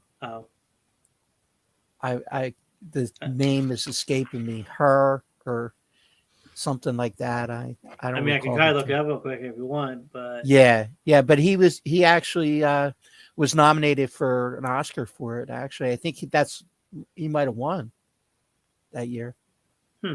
She or her or something like that. I know he and Mel Gibson co-starred in Signs together. Yeah. Which was a really popular movie. Yep. You too, Gary. Thanks for popping in. All right, Gary. Thanks for popping in, man. He's doing his second job, so he's listening as he's working, so. Yep. All right, here we go. Joaquin Phoenix. Let's see. If I can find his list, here you go. This is actually Scarlett Johansson was the voice of the computer, I believe. And you were right. It is called Who. Yeah. Yep. Came out in 2013. Yep. That's the one. Yep. That's kind of a bizarre movie. I have to look it up. I don't think I've ever seen that. Very critically acclaimed. Came out December 18th. So it's actually coming up on an anniversary of 9 years. Wow. Time flies when you're having a computer. Yeah, that is true. That is very true. Yeah. They had Joaquin Phoenix, Scarlett Johansson, Amy Adams, Rooney Mara, Olivia Wilde, Chris Pratt was even in this. Wow. Yeah. Bill Hader. Sounds like it had a pretty good cast. Yeah, it did actually. Yeah, there was some There's some real decent performances in that. I got one to throw you that you should check out. You can write this one down too. This is a movie. It's about a guy who is like the unluckiest guy pretty much in the world. He just has horrible luck. He's what's called a cooler, and actually the movie's called The Cooler. I've seen it. And it was William H. Macy and Alec Baldwin. Yeah, I've seen it. That's a great movie, man. Very underrated movie. Maria Bello also is in that. Great movie. Now all of a sudden he like hooks up with the chick in it, and his luck completely turns around. Right. Yep. Falls in love with her. Alec Baldwin's character is not happy because he's not the cooler anymore. Boss of the casino, and yep. I actually used to own that movie. Yeah. That was one of the ones I sold back in the day. I think I own it. I think I still have it somewhere in the archives. I've watched that movie more than once. Yep. Because it had that like casino feel to it, but I would say more scaled back. Yeah, it was low key, but it was definitely a very well told story. It was a good script. Oh, absolutely. And some great actors. Oh yeah. I mean, anytime you put Robert De Niro in a casino movie, you gotta imagine it's gonna be good considering how well Casino came out. Like I said, a whole different type of cast though, because Casino had Joe Pesci and all of them in it. But yeah. No, I can remember that. I'm really surprised that somebody else knew that movie. I'm very impressed, John. Well, when you live by yourself and have a lot of spare time on your hands, so that was one of my my sleeper recommendations that I always had for people. Yeah, bot once in a while on YouTube. Don't mind it. Yep. It pops in here every once in a while, and I try to ban it every time. So I gotta figure out how to ban it for good. But I am glad I impressed you. I mean, you started describing it. I was like, wait, this movie sounds really familiar. I'm waiting for him to say it. Yep. Good stuff. Well, William H. Macy as a whole, I mean, he doesn't really do much. He does cameos in movies, but he doesn't really like star in movies anymore. Boogie Nights. He had a cameo in that. Yep. Well, he had a part. He was actually married to porn star Nina Hartley, who was in that movie as his wife. Interesting. Who was a porn star. And the other one that comes to mind right off the top of my head is Mystery Men. Mystery Men. He was what the shoveler.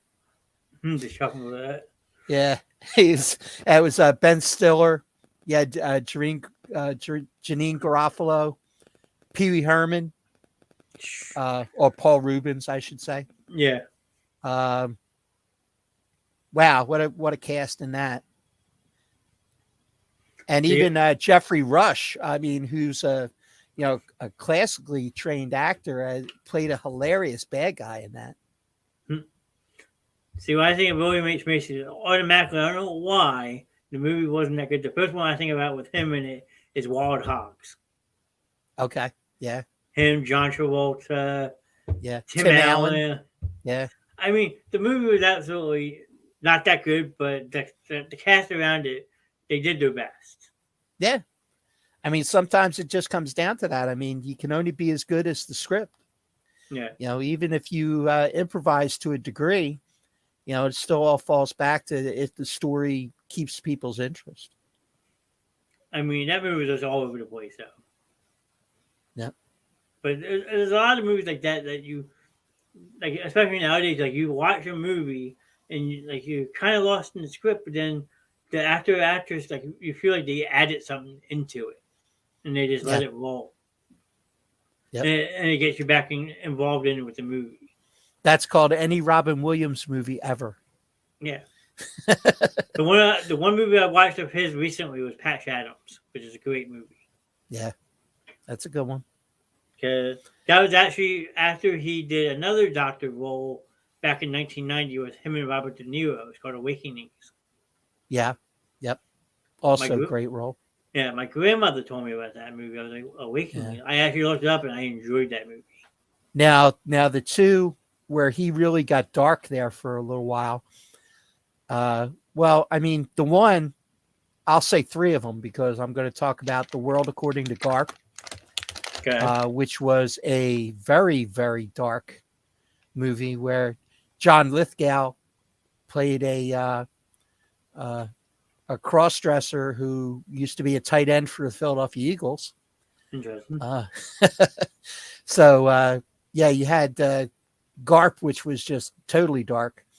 And then fast forward a few years to 1 Hour Photo, which was a really creepy story about a guy who worked in a photo lab in a store and started stalking a family and like inserting himself into their family. As a really good role for him, but it was very, very dark. And another one with Al Pacino and Hilary Swank, where basically Robin Williams is a murderer, and Al Pacino and Hilary Swank are on his trail as detectives. And that was called what was it called? It's going to escape me now, right? I got to look it up. But that was a really good one, too, after 1 Hour Photo. We have Mr. Jason Tessie in the show. Hey, that's my son. Welcome, Jason. Thanks for popping in. I will figure that out, and I will let you know. I'm sure we could fit you on a show, whether it be a sports night or something. So, yeah, Jay's a real good knowledge of sports. So we could I don't know where he gets it from, though. So we could have a Tessie sports debate one night. There you go. There you go. I will figure it out, Jason. I will get in touch with you and let you know. And then Morgan saying, "What dreams may come true is sad and beautiful, but even sadder when how he died." Yeah. Yep. Really was. It was tragedy. I mean, he was mentally going through so much stuff, and he hid it so well that, you know, by the time people got to, you know how deep the depression was, it was too late. It's a tragic loss. I mean, he was the last person to see John Belushi the night he died. Wow. He was at the hotel that Belushi was in a few hours before they estimate his time of death. So. Yeah, because Belushi died, in the 70s, right? Or early 80s, no. Early 80s, I think. Yeah, because he made the Blues Brothers first, and then one more movie after that, I think. Sure. Well, actually, I think Belushi's last movie was either Going South or Continental Divide, I think. It was one of those two. I can look that up for you real quick if you want. I'm just waiting to reply to somebody. Let's see. John Belushi. Here we go. I just know he died. Yeah, 33 years old, 1982. Way too young. Yep. Because he was another one that was at the peak.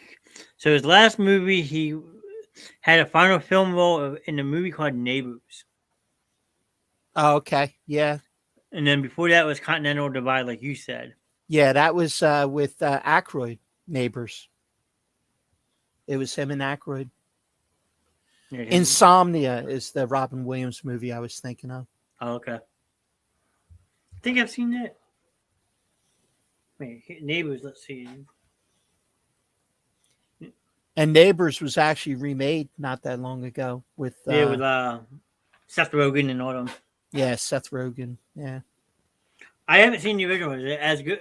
Is the remake like a copy of it, or? It's very similar, but the original was definitely right up there. It was very entertaining. I'll have to look it up. Yep. 1981, huh? Back in the old days of when Michael Keaton first came out with his movies. Yeah. Mr. Mom. Mr. Great Mom. The one movie that always cracks me up that not a lot of people have heard of with Michael Keaton is a movie called Night Shift. Night Shift, yeah, with Henry Winkler. Henry Winkler, yeah. I mean, I watched that movie one night. It was like about 2-3 o'clock in the movie. I laughed hysterically. That was the first movie that Henry Winkler directed. Really? Yes. Yeah, damn good job. I gotta tell you that. That movie cracked me up. Turned into freaking a Morgan or a brothel. Yeah. 1982. Yep. Well, it's according to Google, it was directed by Ron Howard. So I guess Ron Howard. That's right. You're right. I meant to say Ron Howard. Yeah. That movie's now been out for what 40 years. It's crazy to like look at some of these release dates and like be like, "Wow, I watched that movie," and then to see when it came out, it's like, "Wow, I'm old." Because what was the other one I was gonna look up? Hold on. Because Belushi was the movie that always cracked me up. John Belushi and all that was Animal House. Yeah. And that was in 1978. So, which he actually came out with Going South that same year. Yeah. Animal House is just such a classic. I mean, it was made on a budget of next to nothing. There were a couple people with name, recognition, but for the most part, it was all fresh-faced new actors who went on to bigger and better things, like Tom Hulce, who went on to win the Academy Award for Amadeus. Tim Matheson. Yeah, Tim Matheson, who's still working now today, I think. Yeah. You had oh gosh, now James Widows turned into a big director. He directed a lot of stuff. Mm-hmm. Bruce McGill hung around for quite a while. He did a lot of cop shows and stuff. Who played D-Day. And then you pepper in a couple experienced actors like Donald Sutherland and Claire Bloom and I forget the guy who played the dean. His name's escaping me right now. John Vernon.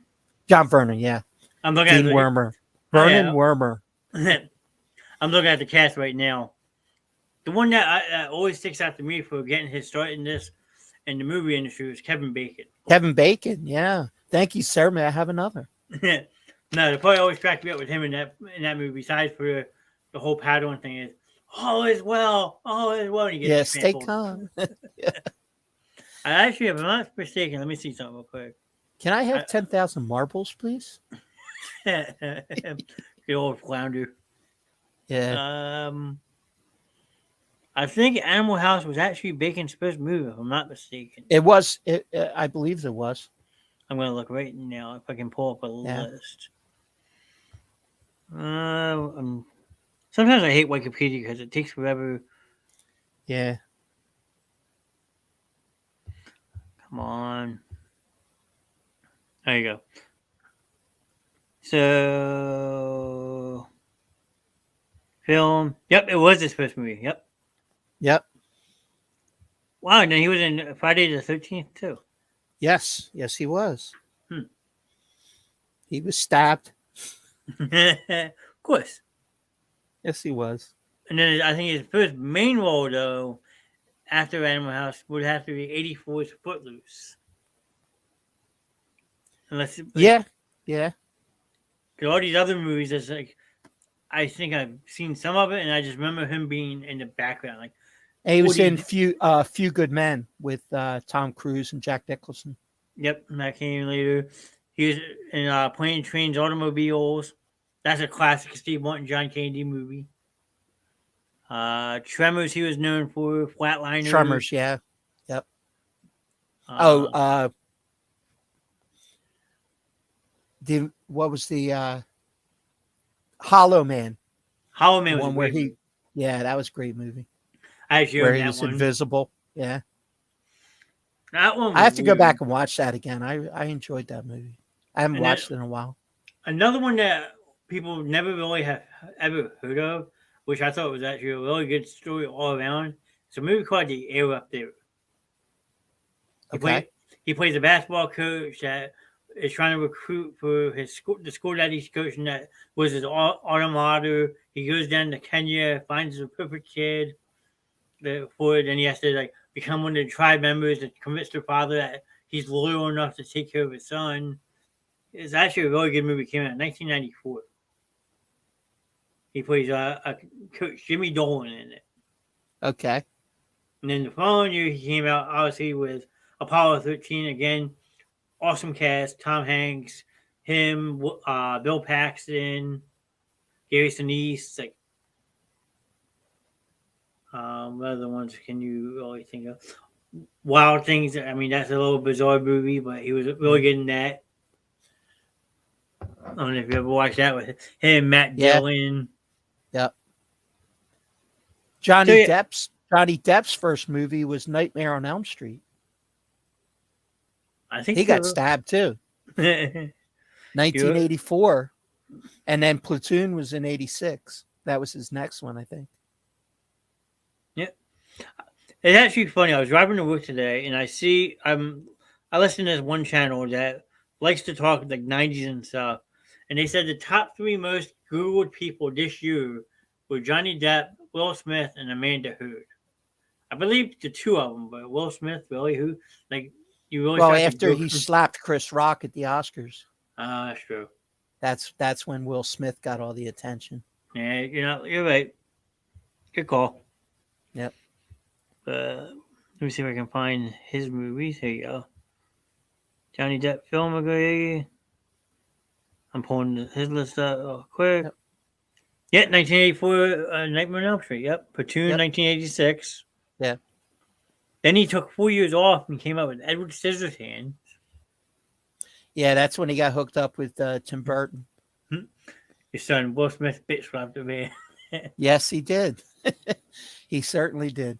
A lot of people thought that was scripted when it first happened. Yeah, there were a lot of people who thought that, and that's still, to this day, I still think that it's possible. Yeah, but you won't see him at the Oscars, what, next 10 years? I think he got a 10-year ban. Yep. Yes, he did. And it's a shame because he makes good movies every year. Well, he's still eligible to win. He just can't attend. See, now if you would be in his shoes, would you even want to be able to be in contention? Or? Well, I don't think you can, if you're going to say that it's not politically motivated, then you have to consider his work as his work. And there's been many a time when somebody who won didn't attend, having an American, Native American accept your Oscar for you, like George C. Scott, but there's been cases where the winner didn't attend. So I don't really think it's a big deal, but hey, he's got to come up with another big movie first. Yeah, I mean, I don't think Wild Wild West 2 is going to do it. Wait, you're making a Wild Wild West 2? No. I was going to say, there will never, ever be a Wild Wild West 2. I hope not. I mean, I can barely stand through the first one anymore. Well, I gotta admit, it's a guilty pleasure of mine. I really enjoyed it. I got a laugh out of it because seeing Kenneth Branagh in that role just cracks me up. Okay. Well, let me spin you this question then. What's a movie that you watched back in the day that you absolutely were head over heels for, you loved, but now that you go back and rewatch it today, like, why did I like this? Oh, wow. Putting you on the spot. That's a tough one. Because usually if I like it, I like it, you know.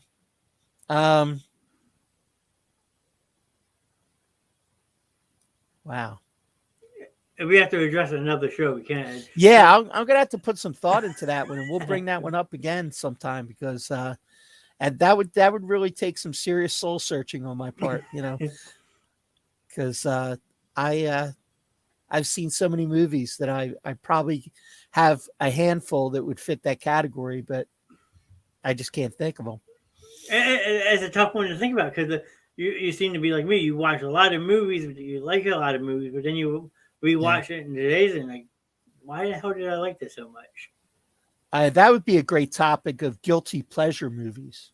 All right, well, like movies that you don't want to admit that you like, but you really liked. Yeah. You know, like for me personally, you know, like a movie like Xanadu. Never Xanadu. You had to explain that. Well, Xanadu was Olivia Newton-John and Michael Beck, and actually the actor Gene Kelly, the dancer. And it was what most people will believe is a horrible, horrible film. Not very well acted, not very well scripted. However, it has one of the most successful movie soundtracks of all time with the likes of Olivia Newton-John, the Electric Light Orchestra, Cliff Richard. And it was just, the soundtrack was just off the charts as far as how it performed, especially in the UK. I mean, it did very well in the US, but it did even better in the UK. There's, I think, a lot of movies like that. We got Mrs. Tessie. Yes, if he likes it, and then watches it over and over and over again. That's true. I mean, I'm guilty of that too, Mrs. Tessie. I'm not gonna lie. Like I can sit and even at 35 watch the Goonies at least. If I really wanted to, probably 2-3 times a day. But luckily I don't.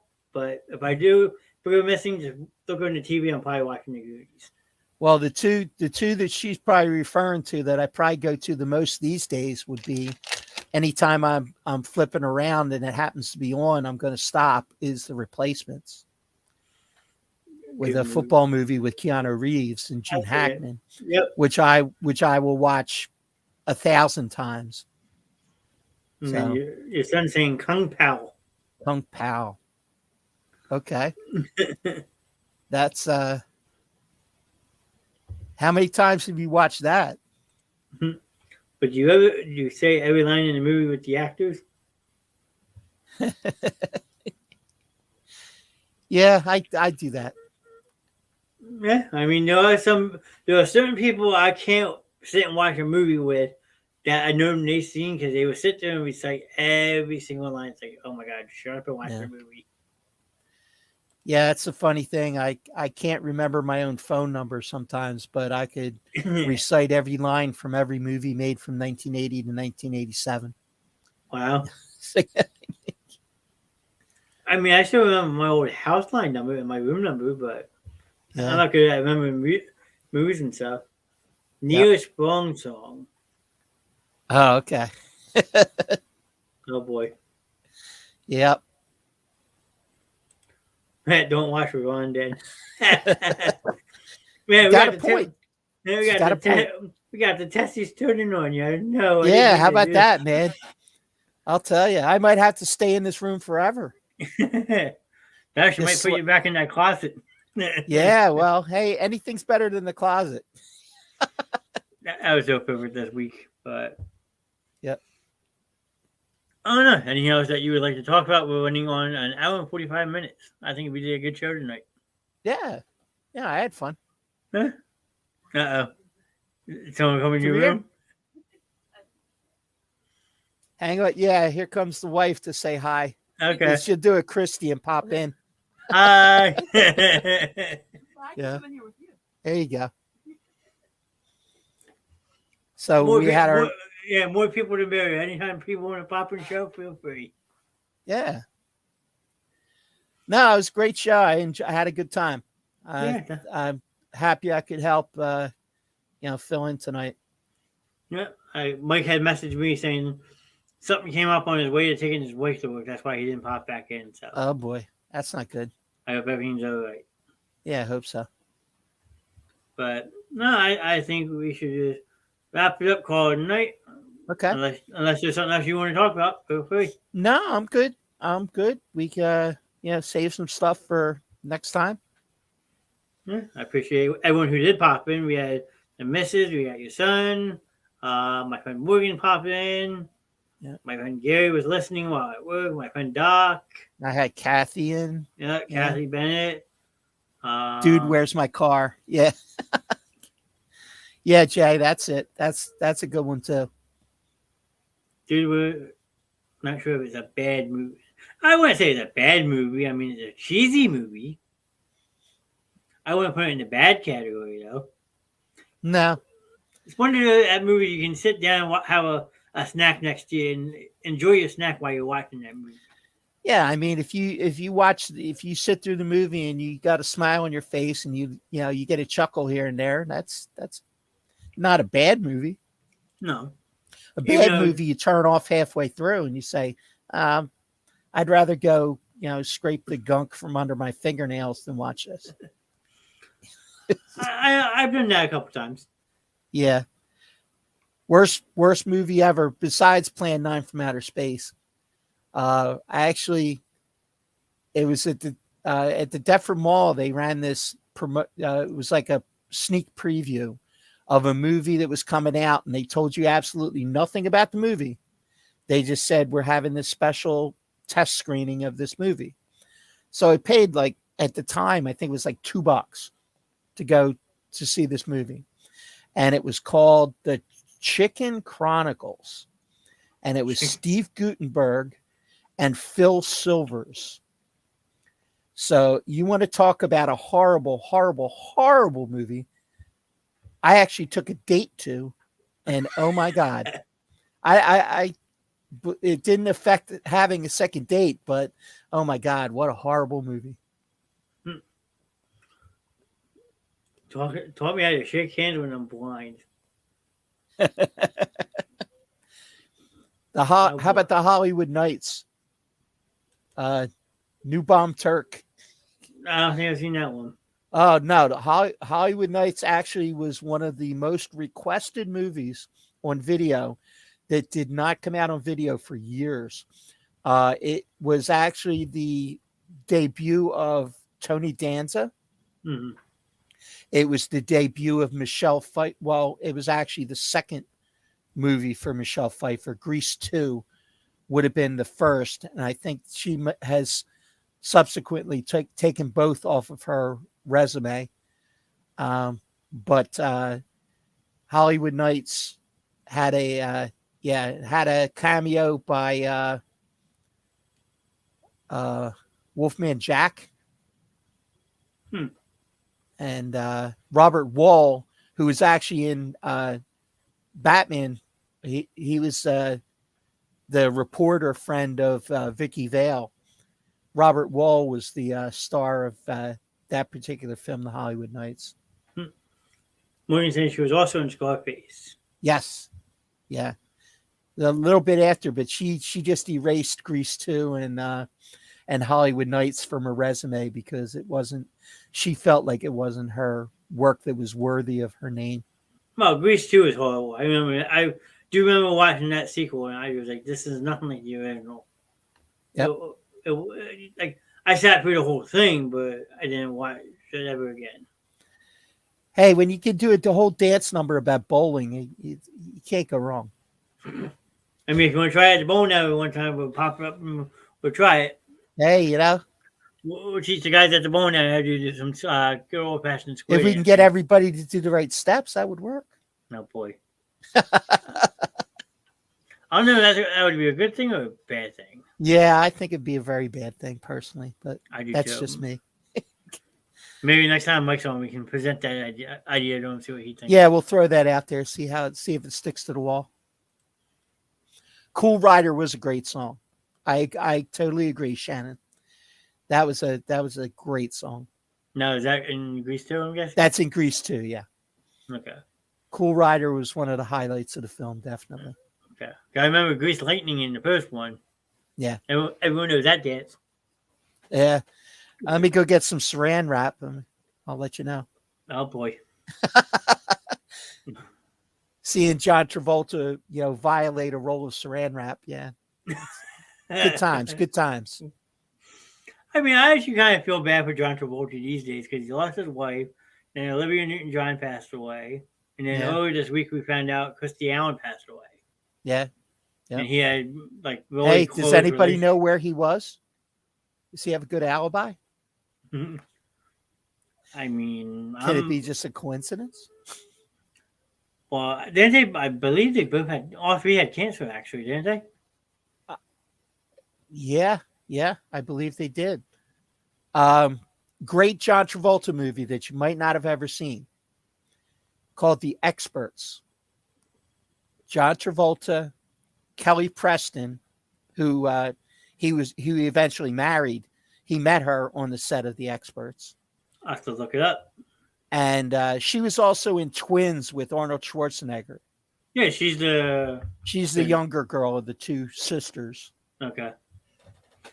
Kelly Preston, and that was a really, really underrated movie that's worth a watch. That's another one to write down. Experts, right? The Experts. I'll write it down right now. I got my notepad right next to me. Yep. Hey, Mike's back. Hey, Mikey. Dealing with Crohn's issues. Sorry, guys. Oh, good. Who was the best? What's been going on the last hour? A little bit of everything. We've had a really good conversation about a lot of different things. Best Batman? Michael Keaton. Agreed. Yeah. He was the most believable as Bruce Wayne. And I measure Batman by if he pulls off Bruce Wayne. Because now we can pull up the other. I just let you ask that question. I enjoyed the Christian Bale movies. I did, but he just doesn't. Keaton had more of the complete package to me. Agreed. Definitely. Now, since we brought up Batman again, we can now ask Mike the question that you asked me. Best Joker. Why are there all this anger faces up here on the left? Gary did it. It's only Gary, one. Gary, you suck. Best Joker. Best Joker in any Batman. Well, in any version of anything.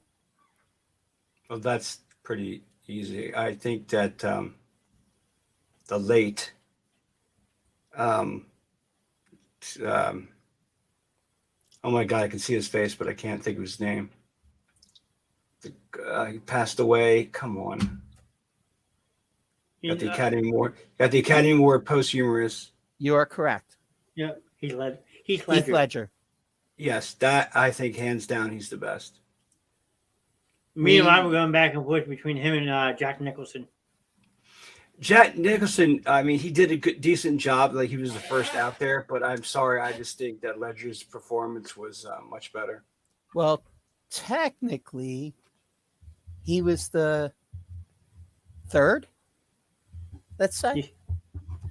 Because you got Cesar Romero in the original. Cesar Romero was awesome at playing the role. Yeah, he was. He was awesome at playing the role. And technically, I would say Mark Hamill. The voice of, yes, he was awesome. The voice of the Joker.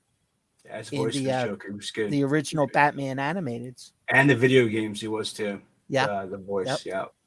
So got to throw him in the mix. Jan says Jack Nicholson too. We know Morgan says Heath Ledger.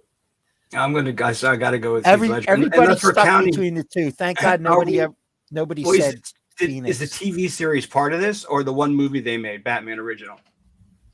I guess any Batman really. We kind of threw it open.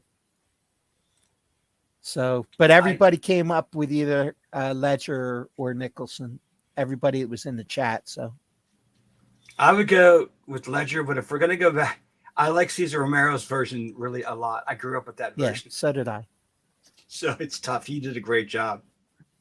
Burgess Meredith did a great job as the Penguin. I mean, that original cast was pretty good. I actually have that original poster hanging up in his room. Mike's seen it. That's right, you do. Yeah, you have. Yeah. That would be a great challenge to just go down the list of Batman villains and see if you could name them all, because there were so many great actors that played in that series. Did you guys watch the movie Joker? Yes, Vaughn said he didn't like it. I didn't like it. I didn't like it either. Yeah, at all. And I said in the defense, it's a different type of. It's darker. It shows you the backstory before he became the Joker. So you're getting the story of what made him the Joker. I know, but I just didn't like that movie at all. That's fine. I win. Just saying. They made a comic book really the best made human, two different worlds. Oh, they made a comic book reality, the best made a human reality. Okay. The best part, I will say this: the best part of was it Joker, the movie. The best part's the ending when he's in Arkham Asylum, and you can see the other characters that they want to use. Did you guys remember that? Yeah. Mm-hmm. That part I liked at the very end. I thought that part was pretty cool. But that's about 10 minutes of the movie, 5 minutes. I think they're actually making a second one, if I'm not mistaken. They are. That's what I heard. They are. Because the first one. I'll add that to my don't see list. What's that? If I do see, what did you say? Oh, the sequel to Joker. Yeah. I hated it. Look, I hated the new Batman movie too. So people love it. I hated it. Haven't seen it yet. Like that. Shouldn't say hate, strong word, but I disliked it very much. Because, well, one, I heard it was too long. They drug it out. And two, people didn't like Robert Pattinson as Batman. Awful. He's sparkly vampire Batman. Yep, pretty much. Yeah, wonderful. Pass. Do you like to? So, Rod, are you on my side with that Batman movie? Absolutely. Nice. Yep. Can't stand it. Did not like. Is there any other questions I need to answer? No, about Batman. I mean. Oh no, Batman. No.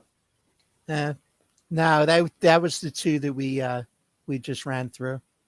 Well, if you go with if you're gonna do villains, Penguin. I'm sorry, I'm going with Burgess Meredith.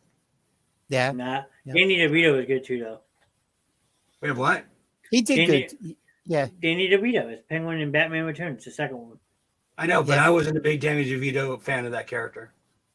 At the time, it was all that was out there. But if you're going to push the original on it, I like Burgess Meredith a lot better. But I grew up with those, so it's kind of tough for me. Who is the best Catwoman? Ooh. That's a tough one because they were all good. Good Lord, that one is a tough one. Well, obviously, a lot of people are going to say Michelle Pfeiffer. She was good. Yeah, anybody who wasn't a big fan of the original series would probably just roll that right out. I mean, she did do a great job with it. She did her own whip work too, from what I understand. She trained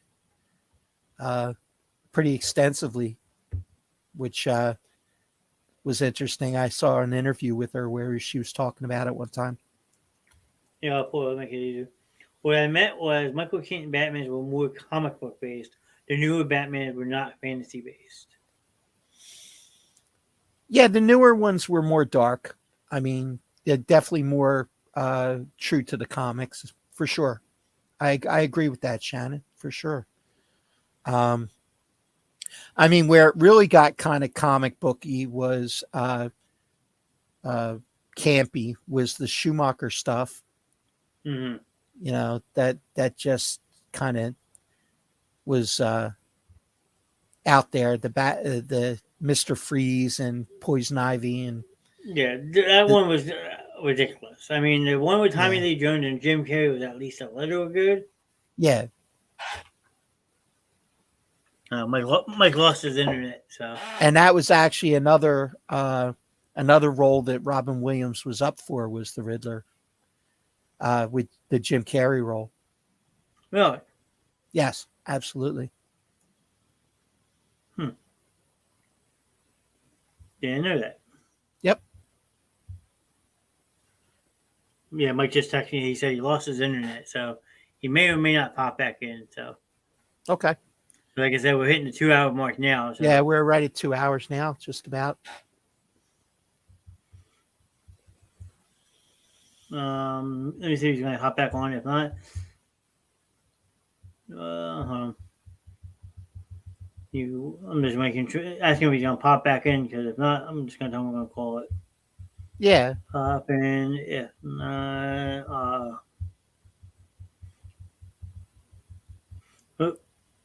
That was very accurate though, what you said, Shannon, about the differences between the old ones and the new ones. this one, what, the Michael Keaton movies and all that? Yeah, about the Batman's, the newer ones being more truer to the DC comic versions.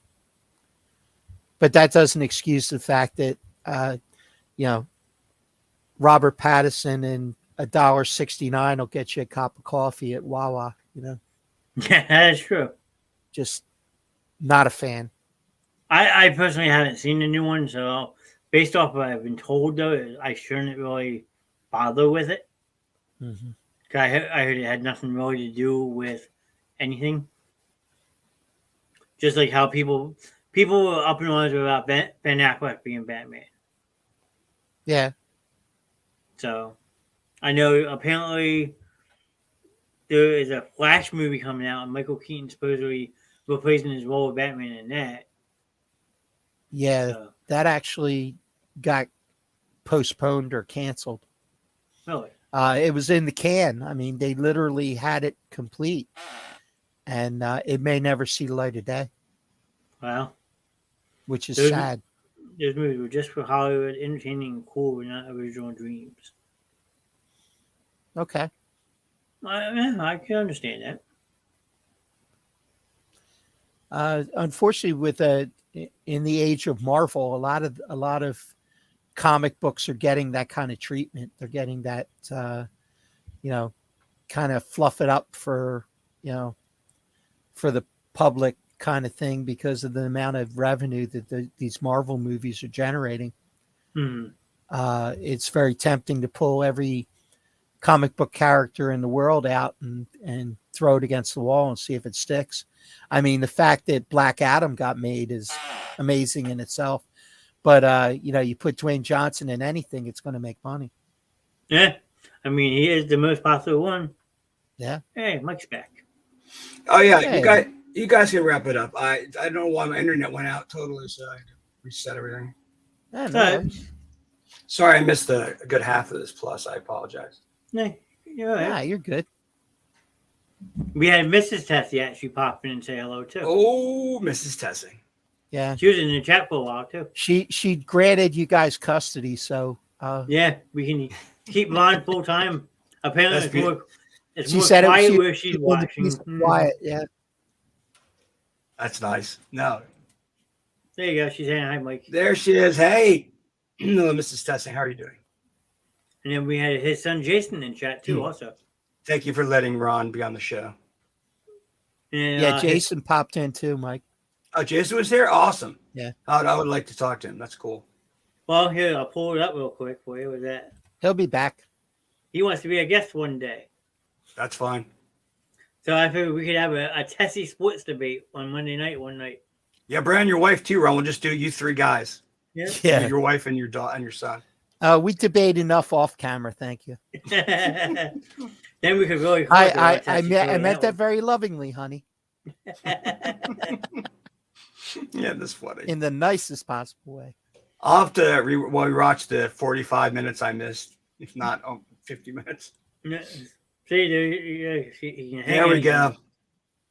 Nice. Thank you. We love you. Yeah, but she means with a rope. Yeah, sure.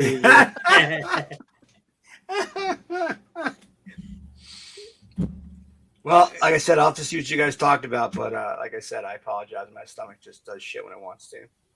It's all good. Hey. As long as you're Life better for the happens, monitor, I can man. see your pretty face. What'd you say, Ron? I said life happens, man. You got Yeah, unfortunately. stuff happens. Yeah, it's all good. You guys are We, rocking it hard tonight. We had a pretty good back and forth tonight. We had some people in. Yeah. Was there any more? Did you guys stop to talk on technical stuff eventually, I guess? We kind of Yeah. leaned more towards we got on a movie tangent and it just kind of went Oh. from there, and we just Okay. jumped around, just Cool. Different actors and stuff like that. Different movies. different that came out. actors, and then kind of expounded on the different movies that they had been in, and kind of did the whole 6 Degrees of Kevin Bacon thing. That's fine. We once you reach Blu-ray, we're pretty much done anyways. Blu-ray and streaming, you're really finished with the equipment. Yeah. So I just, Ron, I want to ask you one more thing about Blockbuster before we go. Okay. Enron, I heard Enron tried to have a deal with you, with it being the shady company they are. They could never get anything off the ground. Is that true? I'm not aware. I don't. I watched on the Enron documentary, and they talked about that. They really? said they said the tech was working and everything like that. Yeah, it's called Enron, the smartest guys in the room. I think it's on Netflix. But it talks about this deal that Blockbuster made, but Blockbuster was not getting the performance, everything that the Enron promised them, so they terminated the deal with them. Blockbuster terminated it on their end. Oh, okay. Well, that's not surprising because the illustrious CEO, like I said, beat the company into submission. Just totally. From the first day I met him, I met him his first day on the job, and I just knew it was going to be trouble. How come they didn't pull the plug on him sooner, Ron? Well, I don't know. I mean, he had a track record with other companies, but he just did not get our industry whatsoever. And he just thought he could go in and just bully these studios, and it just did not work at all. It backfired horribly. I see that. He obviously drove the company right into the ground. Yeah. Right, Ron? Basically. Shannon's just saying that she feels like we're talking to ourselves. I'm sorry. That's what a talk show is. Was there something else that you wanted to chat on, Shannon? Did you have a particular topic, or we can stay on a couple more minutes if there's something that we missed out on? We'll stay. Not a problem at all. Because she had mentioned this I don't know if you saw this or not, she had saying how Michael Keaton Batman were more comic based and the newer Batman were not fantasy based. Do you agree with that, Mike? For comic book based and your Batman movies are not fantasy based. No, the newer ones aren't. No, that's right. She's right. Yeah. The newer Batman movies were not fantasy based. Let me tell you what character they've gotten wrong in all the movies. Bane has been done incorrectly. In the comic books, that is not his origin story. They do him wrong every time. The series was called Nightfall through the Batman. Oh, incredible character Bane was. Every movie sucked, especially that one where he was just a big walking thing with green crap on him. Like, seriously, even the last one, Bane, they get the character wrong every time. It's nothing to do with his creation. I would love it for them to do the comic book version of his or Nightfall, the series. It was awesome. Now, did Bane pop in the new Batman movie? I haven't seen the new one. No, Bane was in Dark Knight Rises. I know that. Yeah, and then he was also in. They had a movie. It was the worst one with the one Mr. Freeze, Arnold Schwarzenegger. Which Batman and Robin. Yeah. Okay. Batman and Robin had it there. Yeah, go ahead, sir. With Poison Ivy. Yes, that Bane, all juiced up like this, mindless. No, that's not what Bane was. Very intelligent. He slowly built to weakening. Anyways, I'm not going to go into it, but the comic book version was much, much better. John, I am confused. I know she always is. Shannon, John. Shannon, John. Oh, John. I thought she said around John. I am confused. Okay. I got it. Yeah, she'll be able to see that, and then if she wants to talk about something, she can type it out, and we'll go from there. You know, another great comic book is Batman: The Killing Joke, with where she was Batman and it's a Batman and Joker, anyways, graphic novel, and it's an incredible graphic novel. It was comics first, then they made it a thing. Killing Joke is an incredible, incredible story they have. They don't bring those really, really good ones that are in comics to life, but movie people are what they want what they want. So. True. Yeah. Got to sell the studios these days that are making these kind of investments in with all the special effects and stuff, and then invest in 50, 60, 70 million dollars to make a movie. Yeah. Oh yeah, I mean seriously. They got to make sure that it makes sense commercially. It does. You always know that, even when they're based on real stories, you know they dramatize a bunch of it in the movie. No. You know what I mean, Ron? You agree with that, Ron? Oh yeah, They absolutely. just create stuff. Mm-hmm. Like, Remember the Titans was based on a real story. You know how much of that's fabricated, though? It's not in the time order they put it in and all this other stuff. They had the basic characters correctly, but well, whatever, Michael Orr was pissed off about Blindside because he said that 3/4 of it was fabricated. Yes, I remember that. I love that movie. Really didn't tell his story. Yeah, I love that movie, but he said everything was misrepresented, which, yeah, I was, when I read that, I was like, oh, I was shocked because I thought that one at least was on the money. Yeah. Run the dang ball, Bert. But, like, I don't know. Does she have pep talks with him? Like, I don't know. I don't know. Well, see, I believe that part was accurate. He was more concerned about his portrayal, that he was, borderline, challenged, as far as an intelligence level goes. Yeah, you know what? You're right, Ron. I didn't know the details, so thank you for throwing that out there. Yeah, I think that was what he had more of an issue with than anything. And they took a lot of artistic license. Oh yeah. No, Ron's right. Like I said, I liked the movie till I realized he came out, and then Ron's putting in some facts I did not know, which is cool. Not good for him though, but was he okay with that? Was he okay with the actors and actresses that played him? Yeah, I mean, he was. Story? He did compliment the actor who played him, and Sandra Bullock, and he did feel that the movie itself, it wasn't necessarily a bad movie, and he made it a point to point that out. But he just said that he felt like a lot of things were misrepresented that gives people the wrong impression of who he really is and what he really went through. I know. And now I'm thinking back to the movie, and I know some of the parts you're talking about there, Ron. Yeah. Some of the like stuff, like, because when she was explaining what he had to do, it makes it look like he didn't know. He had, I don't know. Deadpool. So. Great movies. Can't wait for the next one. Coming soon. Yeah. I have not watched either one of them. And Hugh Jackman. Yeah, Hugh Jackman's in the third one portraying Wolverine. So now was that the two actors finally like settling on something? Because didn't they go? He didn't want to be a part of one, and Ryan Reynolds wanted to be a part of it. And he kept saying no. It's all the work. They're extremely close friends. It's all just a big joke to them. Oh, yeah. The whole I thing thought that has was all been a setup. I thought that was a serious beef. They got me. Yeah, they just been continuing that pretend feud for a long time. I own them both. Haven't watched them both. I have them both too. I'm sad. Well, there's also real high likelihood that Deadpool shows up in the MCU as well. So, ooh, that'd be cool. That's probably, I would say, 100% going to happen. Oh, that's good. I'm waiting to see what the next. I mean, we did the Endgame and all that stuff like that, and he was the villain for so many movies, all leading into it. Like, I don't see what is their overall story now. When I watch them, I don't know. What are they pushing toward as a big finale of the next segment of this? Of MCU? Yeah, the multiverse. Oh, they're going to go right. That's Kang, what going into Kang the Conqueror and the multiverse.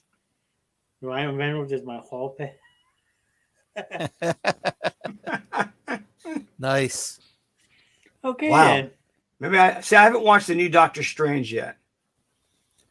I didn't watch the new Thor, so maybe I'm missing. I got to watch those and catch up. I just didn't hear anything about I mean, the new for that. The Doctor Strange was directed by Sam Raimi. Oh, I like Sam Raimi. So it's very Sam Raimi-ish. And I know who you're talking about. Okay, so it's actually got some borderline horror elements to it. I like Raimi, but if he messed without it up, without spoiling anything. Okay, I won't say anymore. Ask more. Yeah, it's very much clear that Raimi is behind the wheel, and an absolute hilarious Bruce Campbell cameo. I can't wait to see this Absolutely now. hilarious. Shannon says awesome. I have a question for you guys. Why do you think Ryan Reynolds could not make Green Lantern work? The script. Dead on for dead people. Oh, it was a big for Deadpool. He's right on, but yeah. Well, he didn't. You know, Deadpool. He has a lot of because it's his baby. I mean, he basically financed the first one. Ooh, didn't know that. And has been an executive producer throughout. He's very involved in the script development and development of the character, where he did not have that license with Green Lantern. Oh, so he has more creative freedom. Yes, absolutely. I think that has a lot to do with it. Have they even had a good? I don't remember any of the Fantastic Four movies I've watched, any of them being good. They haven't had a really, really great movie about them, in my opinion, at least. I don't know. Am I trashing Ryan Reynolds? Am I in trouble now? No. I think it's pretty much universal that even he didn't like Green Lantern. I mean, he's actually come out and did interviews where he talked about it. Yeah, he talked. It wasn't as he said it's not his proudest moment, but I mean, he really didn't have a script to work with. I mean, the story was weak at best, but he did everything he could to pull it off. But he can only do so much as one actor. What do you think? So Ryan Reynolds couldn't make the Green Lantern work. Oh yeah, that's the thing. But I haven't. Ron, have you seen? Or John and Ron? I haven't seen the other two Fantastic Four movies. Were garbage too. I mean, one wasn't bad, but no, I didn't mind the first one. I didn't like either one of them. I didn't like the reboot. I mean, but no. Aren't there two with the original characters, right, Ron? Didn't they do two with them? The cast? No, you had the one, and then you had the reboot, didn't you? No, you had Silver Surfer. So no, that was Wasn't that part of the Fantastic Four movie? That was Fantastic Four, Silver Surfer, right? But that's with the same cast again. Well, you had two of them, I thought. The ones where you had Jessica Alba as Sue Storm. Yes, weren't there two of those?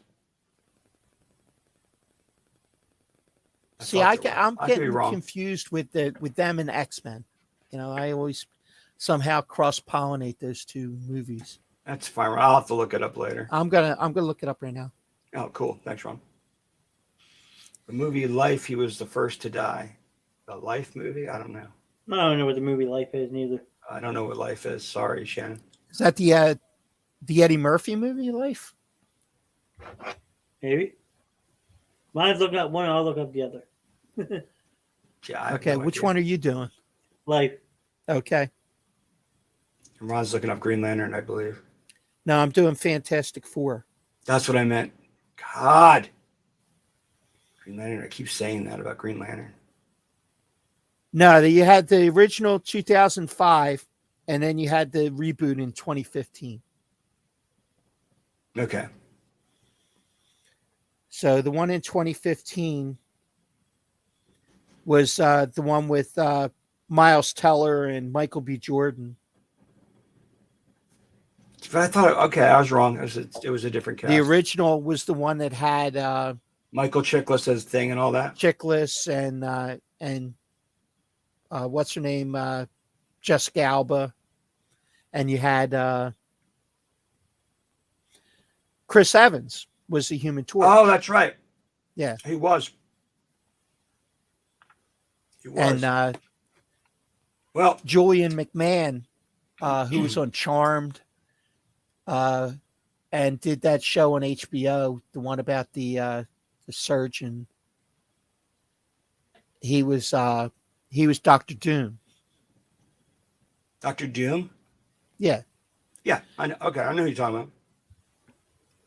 You know what? Maybe it's because the Green Lantern's a DC character, where Deadpool's a Marvel character. Correct. Maybe Marvel must have given him more, like I said, over DC.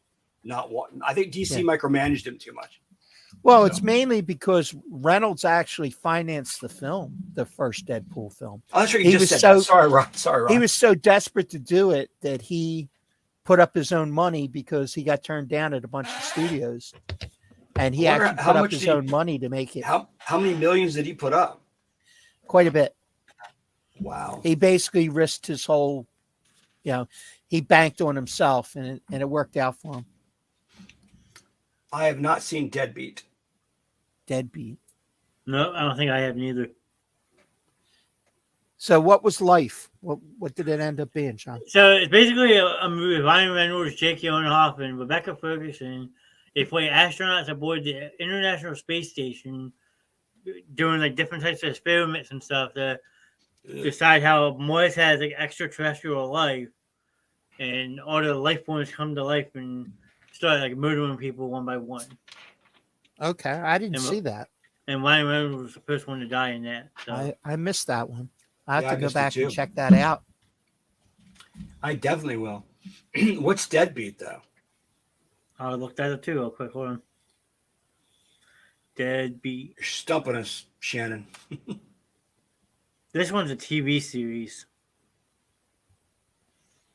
It's definitely not your average New Yorker. Yeah, it's some type of TV series. Oh, I have not seen it. Nope, neither have I. I have not. Came out in 2014. So, hey Ron, some night would you be willing to do Marvel and DC? Sure.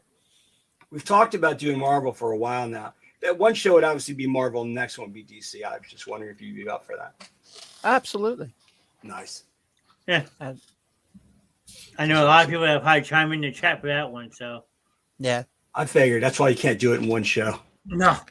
Just like Andrea said earlier, how you guys got to get back on your Star Wars night. And we got the last trilogy to go, and then we have Rogue One. Yeah, that's what she was saying earlier. Solo. But definitely, Rogue One's one of my favorite movies of all time. So. Yeah, she wrote that. What did she write? I should say, let me rephrase that. It's my favorite Star Wars. It's one of my favorite Star Wars films. I was earlier, Andrew, to you, Mike. Comedy medium who sees ghosts and smokes pot. Well, that sounds like it's worth a watch. That does. Absolutely. I love it. That is funny.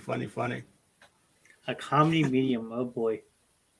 Hey, Ron or John, have you guys seen that series on Amazon, The Boys? I have not. They are superheroes. It's got Carl Urban is one of the main guys in that show.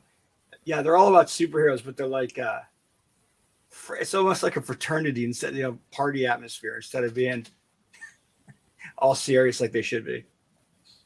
I don't know. It's not based on any of the Marvel or DC characters. Well, there's characters that symbolize, that represent that type of character, but not.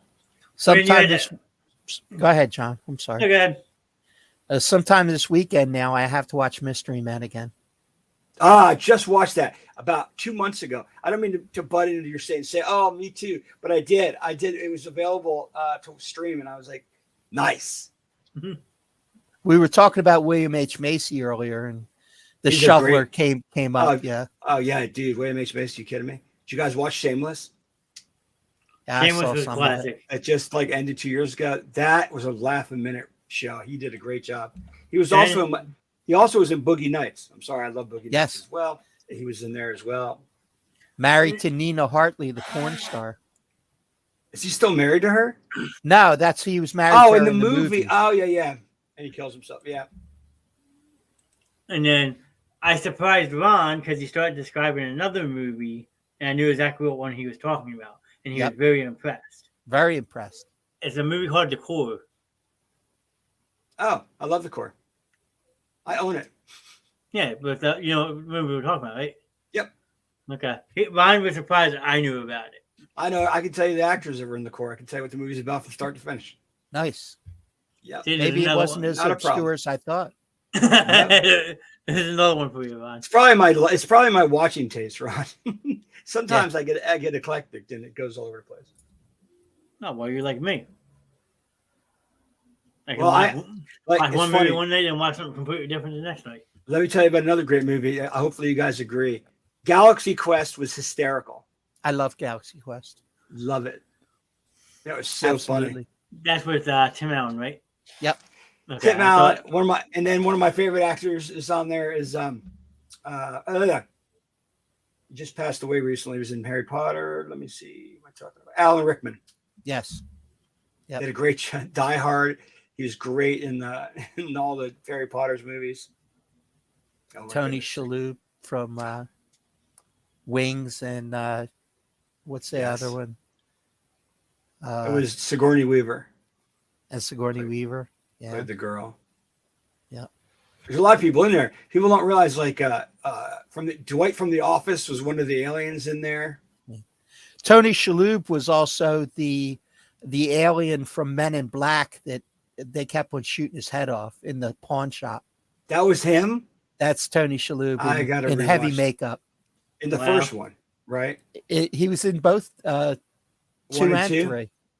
Oh, he was in one and 2. I saw the third one didn't have the same cast, didn't it? No, 1 and 2, I meant. Yes. Yeah. Those two were decent. Jeeves was his name. I gotta check that out now. The Bug Zapper. Well, the guy that plays the head alien has been in a lot of stuff too. I can't. No, the guy who was the bug was the guy from Law and Order. The what? The crazy detective. What's his name? I'm so lost now. The guy in the first one, the alien. Oh, you mean you're back on Men in Black? Yeah. Oh, okay. Now I got off track. Sorry. Right. I was thinking of Galaxy Quest because I was saying the head alien guy. He's playing in a lot of stuff too. Yeah. Actor. So if I was looking at Men in Black, I'll look up Galaxy Quest for him. Yeah. I didn't see the last one. I heard Men in Black International was horrible. Yeah, that was the one with Hemsworth. Yeah, I heard it's bad. Is it as bad as people are saying, or should I give it a watch? It was pretty bad. Okay. Because I really liked the first one. I like the second one too. Robin Sachs, Patrick Bain, Jed Luis, Justin Long. I keep thinking of Alan Rickman in Die Hard. He was so good as a villain. Hans Gruber. Gruber. There it is. Vincent D'Onofrio. Yes. Yeah, that dude is better. Who's also Kingpin. Yes. In the MCU. Yes, I did know that. I couldn't think of his name. Yeah, I couldn't. You said it, but as soon as you said his name, I'm like, oh yeah. He's on a show that ran for a while. It's Canadian Special Police Division or something. He was on there he had that series for like 8 or 9 years, I think. He has just like a police response team. Yeah. There's also another series I liked. The one where a computer told him what to do. I always forget what the name of it is. Well, you can think about it for next time. How about that? I will. Yeah. Plus, I got to start watching that John Cena one. I heard the John Cena one's pretty funny. Peacemaker? Yes. Have you seen it? No, I haven't seen it yet. I want to see it, though. Yeah, I heard good things about it. All right, I'll stop talking. It's so all right. Wind up. I'm just saying we're pushing 2.5 hours. I don't know how long I want to keep going. So No, yeah, my stomach's so weird. I think I'm going to call it. I think we should. I mean, we had a very productive show. Thanks to everyone that popped in. We had Shannon here for a while. My friend Andrea, as always, Morgan, the Tessies. How come Morgan didn't come on camera? I don't know. I'll find out during the week. Okay, fine. She'll be back. It's good to see you, Ron. Yeah, no problem. Good to see you guys. Yeah. I will see Mike tomorrow night, hopefully, if his stomach full operates. If not tomorrow night, Sunday. If you don't show up at my house, I'm going to beat you. Yeah, I know. I got it. I'll see Ron on Wednesday. Yep. Well, you see on Monday. We got Sports Gladiators on Monday. That's right. Yeah. I'll be on soon. There you go. Beautiful. So, but Monday it is. Thanks everyone that popped in. Hope everyone enjoyed the show. As always, I'm Mr. Knast. We got Mike Russo above me and the new host, Ron Tessie. Andrea should be back next. Tessing. Put the ing there, dude. Go ahead, say it, Ted. It's Ron Tessing, not Ron Tessie. He hasn't yelled at me yet. That's fine. Hey, call me anything but late for dinner. But our next show will be on Monday, even though I might try to do something Sunday. I haven't talked to you yet about that one yet, Mike, but I will. No problem. So, but till then, everyone, I hope has a good Saturday and Sunday. Go Eagles on Sunday. That's all I'm going to say. Absolutely. And have a good night. Night, guys. Night, Shannon. Night, everybody.